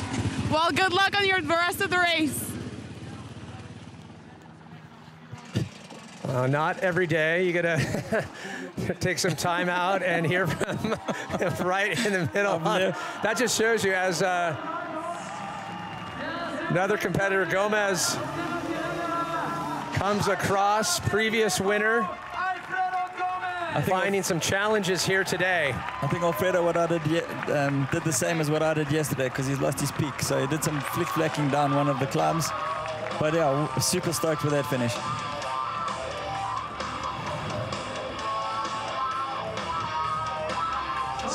Just the unrelenting, physically fatiguing, technically tormenting course of Erzberg. And I think Alfredo Gomez, his face says it all. Alfredo was definitely pushing for a higher finish than 8th. We know that. I spoke to him yesterday. There's Theodore Kabakchev coming in 9th place.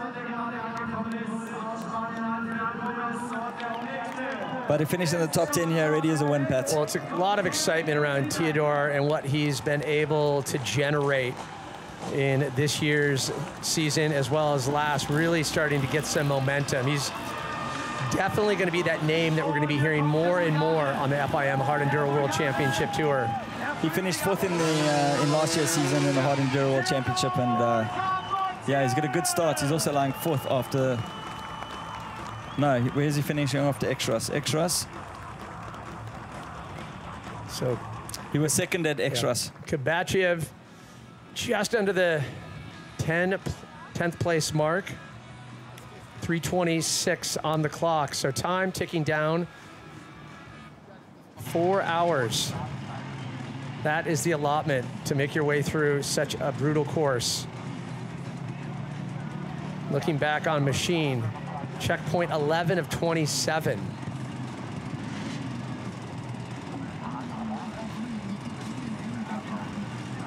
Yeah. So every rock, every moment, every line, add 3.5 hours onto it just to get to this point. Trying to think of what was the last time you did anything for 3.5 hours, Daryl? Well, every Saturday when I ride with my mates, yeah, we do this. But not quite like this. Yeah, no. But I just love Andrea Verona. You know, he said, I've never ridden a motorbike over stuff like this. You could really hear, and it just, that's what's so great though. What Erzberg has become, how it's attracting riders from all different subsets and specialties. And it's taking those genres and it's really opening their eyes to the beauty that is hard enduro. And that's Cody Webb now coming into the finish. Not being here for a couple of years. I don't know, do you think Cody will be happy? I think he'll be happy just to see the finish line. Well, I think we know that Cody, has so much skill, So much ability and just discipline and determination. All the components needed to do well at this event. And like we said, he's found success here, battled with the injuries, but has done so much for the sport, especially in North America. Yeah, he's got a two-time podium here. He's got a second and a third, and of course he comes from the Enduro Cross background, and he was third in the 2023 World Super Enduro Championship. He's got 2 American trial titles as well. Such a talented rider. And all-round nice guy. Here his teammate Cooper Abbott, also riding. We must have a look out for him. His dad is Destry Abbott, who's an infamous racer in the US. And Cody's dad also used to race. So, you know, growing up as a kid, obviously followed in his dad's footsteps. Infamous in the best of ways. In the best of ways, yeah. Absolutely. Yeah.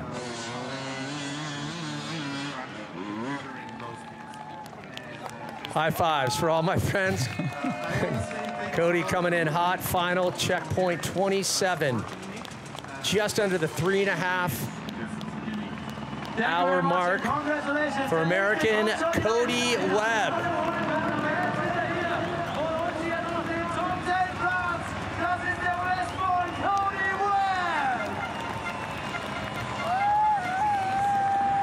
And if you've got one of those flags to put in your garage, then you know you've done okay. It deserves its place in the man cave.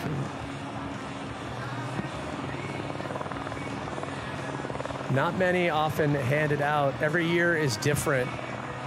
And I think as we're starting to see some of the dust settle here with just now 30 minutes to go with that 4-hour cutoff, I think Carl, event founder, has to be happy with the challenge that he put before the sport's top riders right now. When you look at... Oh, look at that. Oh, that's the snowbank we were looking for earlier. Yeah. Yeah, some of the challenges, and this is on the far side. Shots from the helicopter. Just dealing, just because boulders, Forrest wasn't announced. I was looking for shots of that earlier. Yeah, you did. That's before Carl's dinner. I was so looking forward to this section. So, just another one of the challenges. And this is actually, we just did that's triple black diamond. Yeah, that's what I was looking for. That shot is the money shot right there.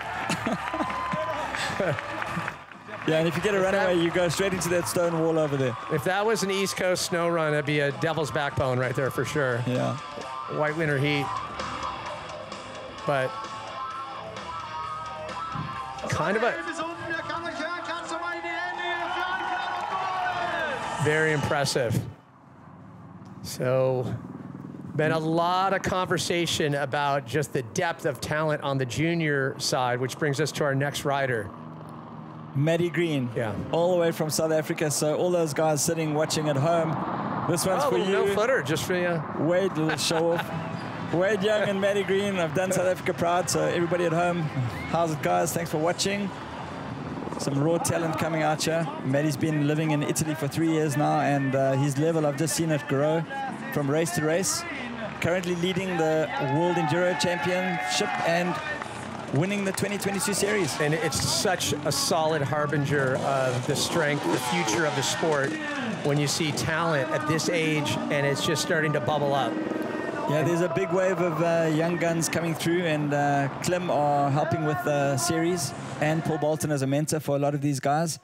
So it's really happy to see them on board and what they're doing for the juniors. Yeah, South African, a well-deserved finish there for Maddie Green, getting the coveted checker flag. And I have to say there's currently 30 riders in the Junior World Championship. So to take the win, unbelievable. So from the youngest to the oldest, 48 years old. I know we hammer it home, but it is truly testament to the skill set, the perseverance, the determination of the silent assassin, Graham Jarvis. 5 Erzbergrodeo wins in his tool belt, but still no stranger to find the ability to crack into the top 10 be in the podium conversation. Came back from the second row. And double Maddie's age plus 4 years. Let that sink in for a bit. Yes. He's been at it for quite some time. Jarvis, just incredible ability to work his way through and finding the finish line yet again for Jarvis. Right now, let's check in with Rob Warner. Here he is, the 5-time winner. As you said, Graham, we've just spoken. I said, you got a great start off the second row today, but you told me that wasn't you, it was your teammate, right? Yeah, teammate, I'm happy for him, but I was like in 10th or something like that. I had a few stones to the face, but that's kind of normal. But yeah, once I got going, I just had to pace myself, just be patient, just try and pass when I can. Stuck in the queue sometimes, what can you do? But well, that's what we were going to say, because we know that, you know, there's parts where you go so well through Carl's dinner, but today it looked like you were a little bit unable to do that. We just saw you sat still. Was it frustrating at those moments to be, when there's literally no route, right? Yeah, a little bit frustrating, stuck in the queue, but I was happy for a rest, to be honest. I was a little bit, getting a bit tired. I shouldn't be too hard on myself, 48 years old, 6th place. It's not a win, but we're happy. Mate, you're double the age of the winner plus 4 years. I just heard him say that. You've got to be very happy. 48 years old. You know, one more win would see you stand alone as the most successful Erzberg rider of all time. You and Taddy on 5. Is it on the cards? Are you going to keep coming back? Can you do it? I'll keep coming back, but, you know, them guys, they're up in the level every year, but, you know, it wasn't, I can do better, but whether it's, got another win, I don't know. It might not get any easier, but I'm going to say that this is not this man's last rodeo. Back to you, Pat. Thank you, Rob. And if he ever wants to jump back in the booth, we'll gladly take him. One of my highlights for sure, able to commentate with Graham Jarvis, but definitely prefer to see him right here in the saddle, still putting down some solid, stellar performances from Graham Jarvis. What a legend. And back on course, 3:35 on the clock. And the struggle continues for so many of our competitors. Carl's dinner still serving it up. Carl's dinner's hungry right now, and it's eating those riders up. Carl's dinner is the most brutal that I've ever seen it. So I think if you just manage to get this far or get out of Carl's dinner, then you've really done well. But we 3 hours 35 in. I do love how Graham was very honest. You know, I actually was enjoying the queue. Yeah, yeah. I could rest and not look like I was resting. I saw how patient he was there. He wasn't like aggressively trying to smash his way past. He was quite happy to just chill there. And these guys are not going to finish. We know that. Long way to go. They've still got Motorex Highway and the Forest Dynamite and Lazy Noon to go. So it's just to see how far they can get down the checkpoint. You see riders able to assist, help each other. This is the deceiving part. Maybe you can put it into words, you know, when you do get caught in these holes. Yeah, so like he's wedged now, the swing arm is wedged between two rocks, and he's really struggling to get it out, so you need to physically pick that bike up. Two guys can pick it up and put it down. This chap is old Oscar Kazmarzyk from Poland. I actually saw him at the start of the prologue the other morning.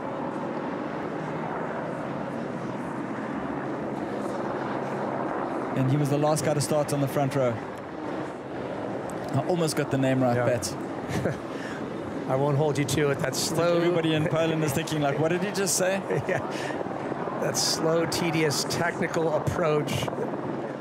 There we go. That's the the wedge I'm telling you about. And you can see just shaking it off. That bike's probably jammed on the right-hand side. I think he's just given up. He's just like... And the other one, the subframe's broken there. See, the bike's obviously cartwheeled, so he won't be able to continue with that bike.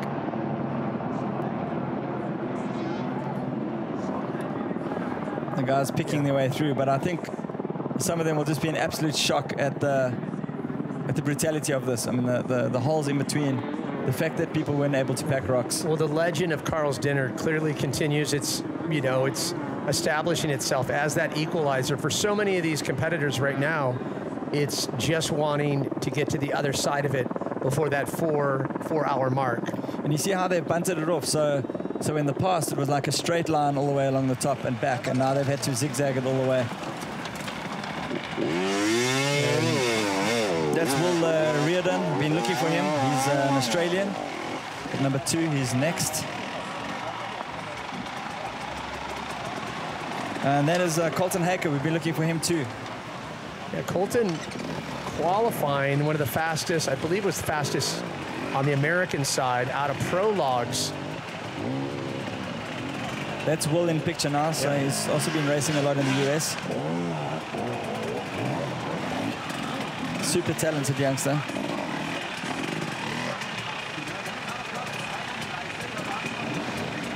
And he just won the opening round of the Australian Super Enduro Championship, and he races in the US in the GNCC AMA Hard Enduro Series.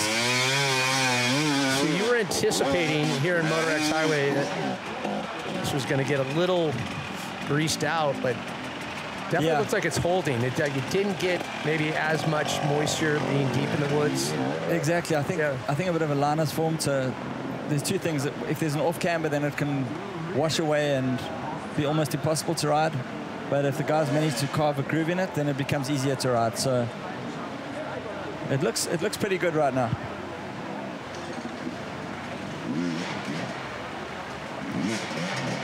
So deceptively challenging.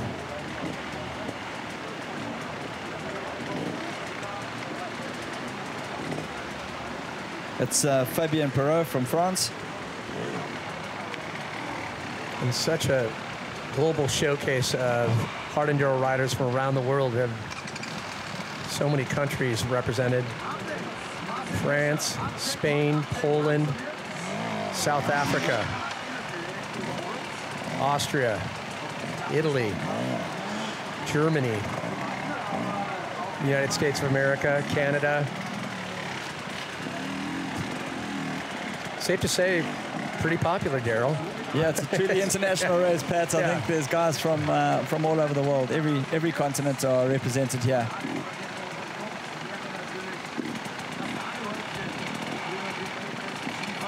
I believe, and if we got to go back to Cyril Dupree, a French winner of Erzbergrodeo.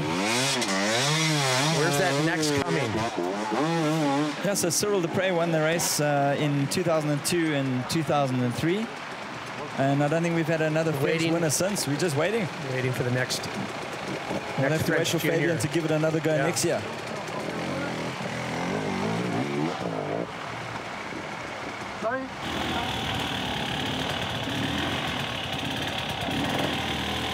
There's Dieter Rudolph. Also attempted Erzberg many times. And it looks like he's almost out of MotorX Highway, and he's in the last section now, going up towards Killing.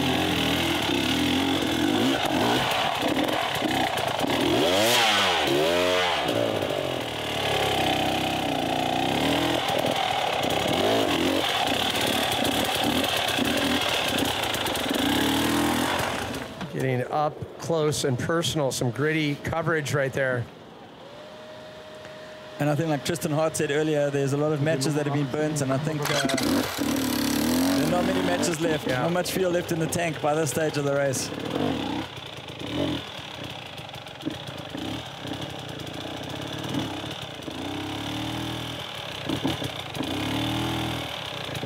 Nee, wir sind gerade vorbei. Hab alles in der EVS. Good job. Up and out. This is that off camber now after Killing Leap.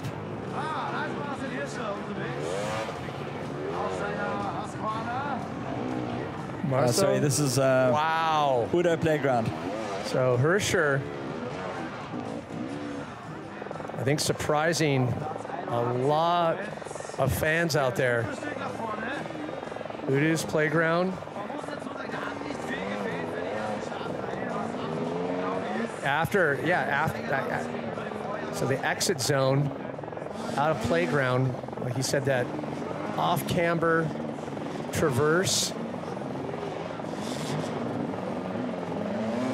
Yeah, he's doing really well to get that far already. So taking a look. So for Hirscher, just under the 55% complete mark on course with about 15 minutes to go. And I believe it should be his strongest finish based on where he was last year. And approaching the snow here. Yeah. So 89th last year. So Hirscher, no stranger to snow. Very fast on two skis, but when it comes to two wheels, whole different story here. Yeah. So no stranger to snow. Let's see how he does here, Pat. Gonna opt for dirt where he can. I want to see if the ski technique that he uses to get down here. That's what I want to see. Two-time gold medalist, yeah. From somebody that loves snow so much, he's making a pretty good job of avoiding it. Into the snow. Marcel Hirscher tapping into a little downhill approach. You can see a little super G. Oh, and he's gone down. It's a little loose on the bottom. Yeah, I think it's a little bit different without skis, though. I have to be honest. Motorbike and rubber on snow doesn't quite behave the same. Just a tour de force when it comes to all things skiing. Great to see his passion. A zealot when it comes to enduro. He actually is really impressing me. He did that really well. Well, he's clearly not scared. Yeah. Back into the dinner. Carnage ensues. I could just see a whole lot of suffering here. And a lot of these guys that are so far into Carl's dinner, when time runs out, they're still going to get back out. And it's not like you can just hop on the road from here. We've got 16 minutes left. And there's 5 possible riders. I don't think we're going to see 20 finishes here today, Pat. Not a chance. In terms of the rest of the pack and how many we've seen come through MotorX Highway, but it just speaks to the challenge of Erzberg. Year after year, just humbles and decimates. Yeah. Is it Kevin Gallas? No, that's Christoph Wiehofer. He's also one of our juniors, Austrian rider, competing in the junior championship. And I think in the finish next, we're going to expect probably Sonny Gaugier, maybe Alzawi, Jack Price, Dan Peace, Mitch Brightmore. So those are the next guys we can hopefully get to the finish line, but it's going to be tight. 15 minutes left. And our trouble too, still stuck, wedged in. So that line looks pretty blocked up there. I'm not sure what's going to happen there.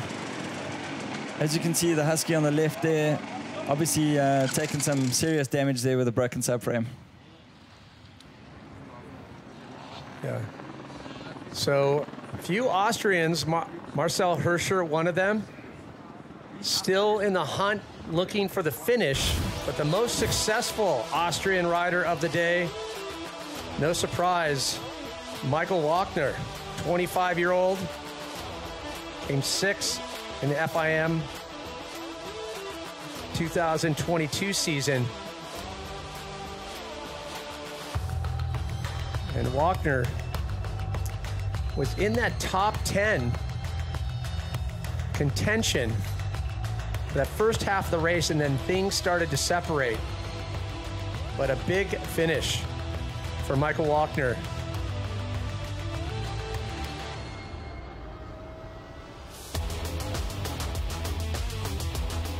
And right now, let's hear from Michael Wachner, who's with Rob. Here he is. So congratulations, another top 10 finish. How was that for you today, Michael?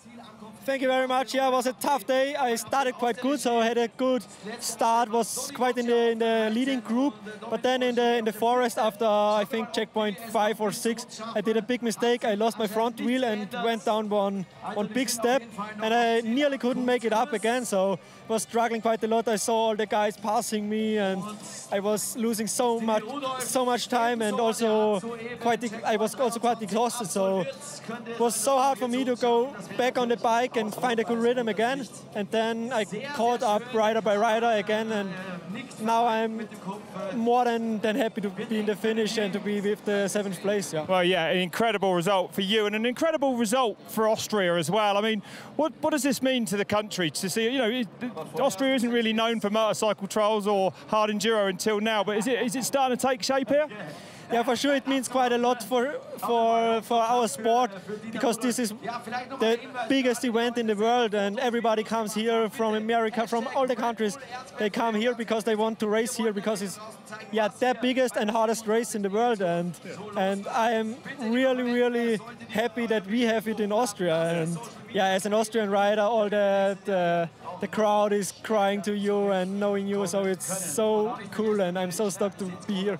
Yeah, it's absolutely amazing. There is no location like this. The Erzbergrodeo, the Iron Giant, it all fits. And of course, you're not the only well-known Austrian in the race today. You know Marcel Hirscher well. He's a 2-time Olympic gold medalist in alpine skiing, 8 times a World Cup winner.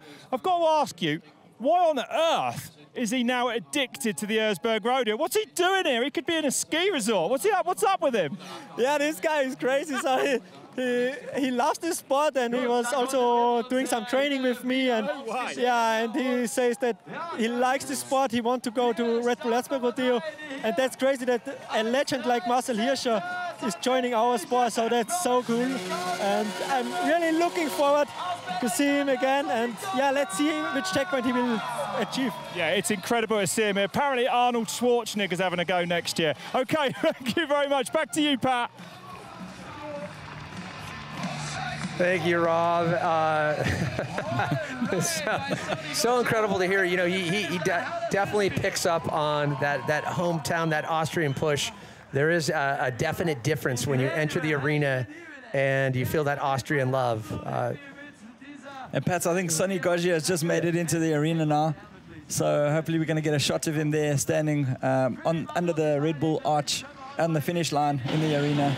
And just under 10 minutes left to go with the 4 hours of allotted time. Diogo Vieira there. So our Portuguese rider on the gas.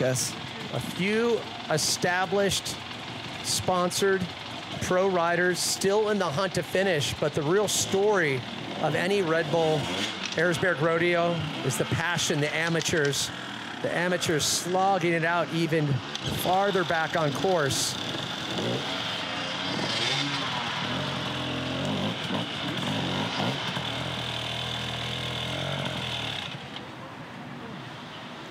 Kevin Gallas there. Looks like the matches are burnt. Gone so far. He's just got Killing Leap. But in 10 minutes, yeah, it's a stretch too far. He's not going to make the finish line. Yeah, but still realizing, smiles and all, little grimace thrown in for good measure. At this point, just about 4 hours on your bike in the most challenging conditions one can muster up.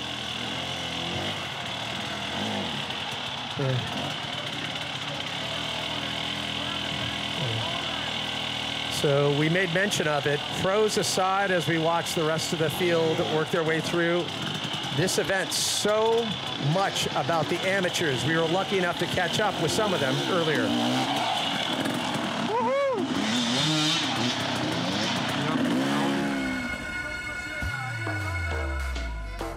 I'm from Mongolia. My name is Turbat. In Mongolia, motorsport not big sport, but I'm interested in hard enduro and enduros, and this is my first hard enduro world championship race, and it's really exciting. My name is Ryan Ichidea. I'm from Japan. こちらのコースの方がより長くハードで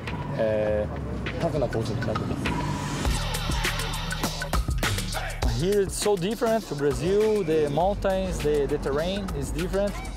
So we came to the Giant Red Bull Erzbergrodeo to try and conquer it. So I'm here to do that. I got to the end of Carl's down last year, and hopefully we try to get to the finish.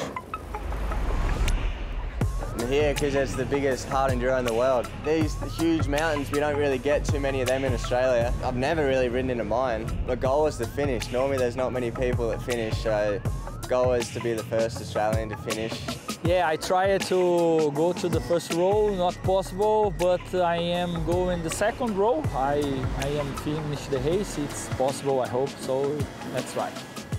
To finish this race is a biggest goal for me, and I just wanted to try into good position. It's really big experience for me.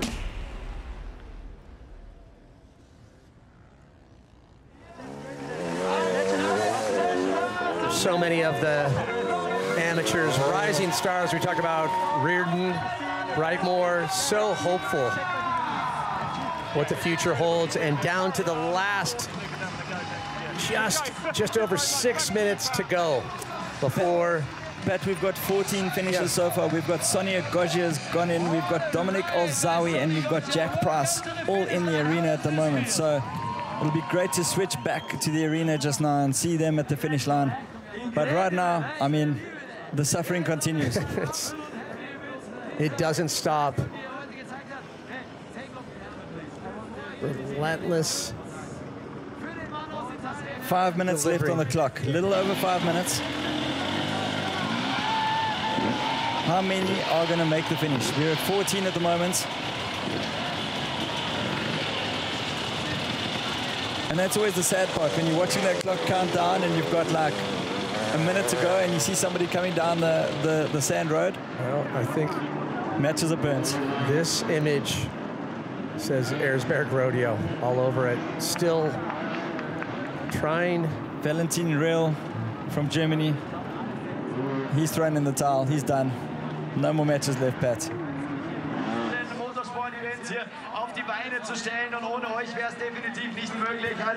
So Olzawi, Dominic Olzawi, finishing his day 13th place here at Red Bull Erzbergrodeo. And the elite few.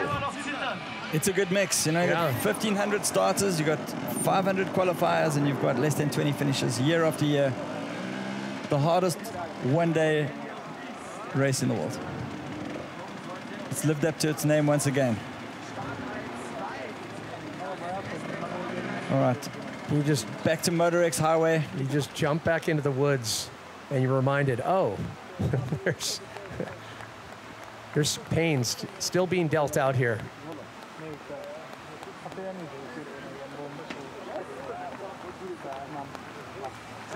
That's Vaclav Nedlev from the Czech Republic. Will Riordan. He's in that last forest section, but in 4 minutes he's not going to make it to the finish, but a super great effort. Looks like Mario Roman. No, it's not.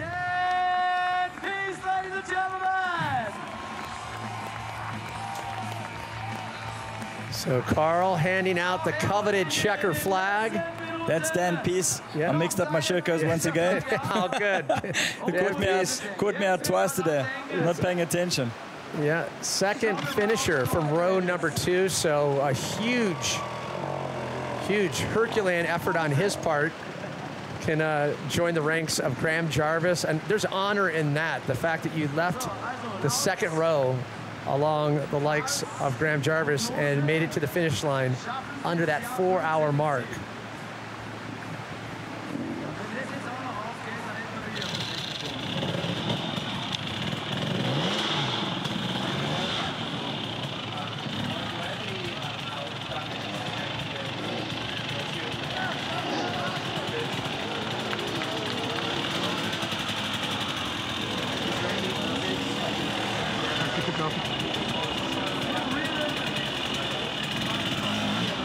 Yeah, guaranteed will be back to tackle Iron Giant again. But a great effort from him here. I mean, almost making it out. But sadly, not going to make the finish. He's still got just too far to go.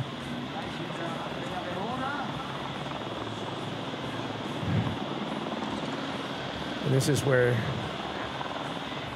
the face says it all. The facial expressions at this point, they become so much more communicative, and they tell a story of just pain, conquest, defeat, agony, all the above wrapped into one. And you know, you don't have a clock or a watch on you normally, so the only way that you'll know that you're out is if you get to a checkpoint and it's closed.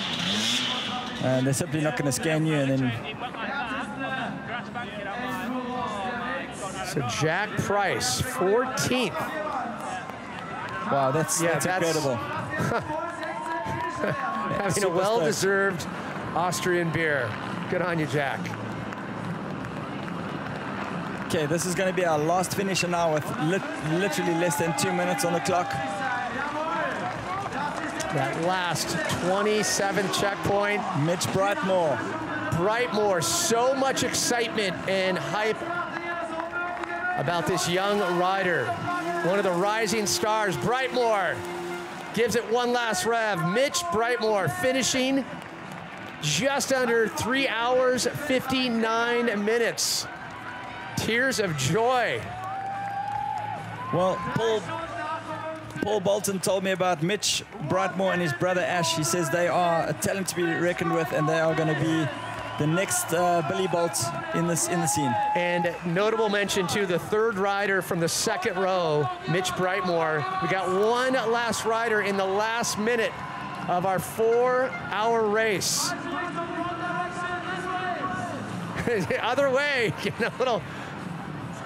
No. That's got to be our last finisher. And there's Will Hoare. What a great effort. Will Hoare, of course, he missed the checkpoint last year by a couple of minutes, and this year he can proudly hold his head up high and say, I've conquered the Iron Giant. With 30 seconds to spare, and the 9-second count will wait. 5 seconds to go. 4, 3, 2, 1, 0, and it's over. Waiting for the horns to sound.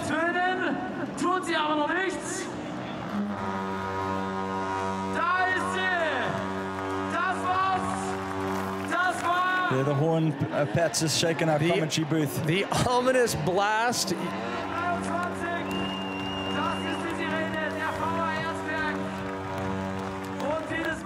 Yeah.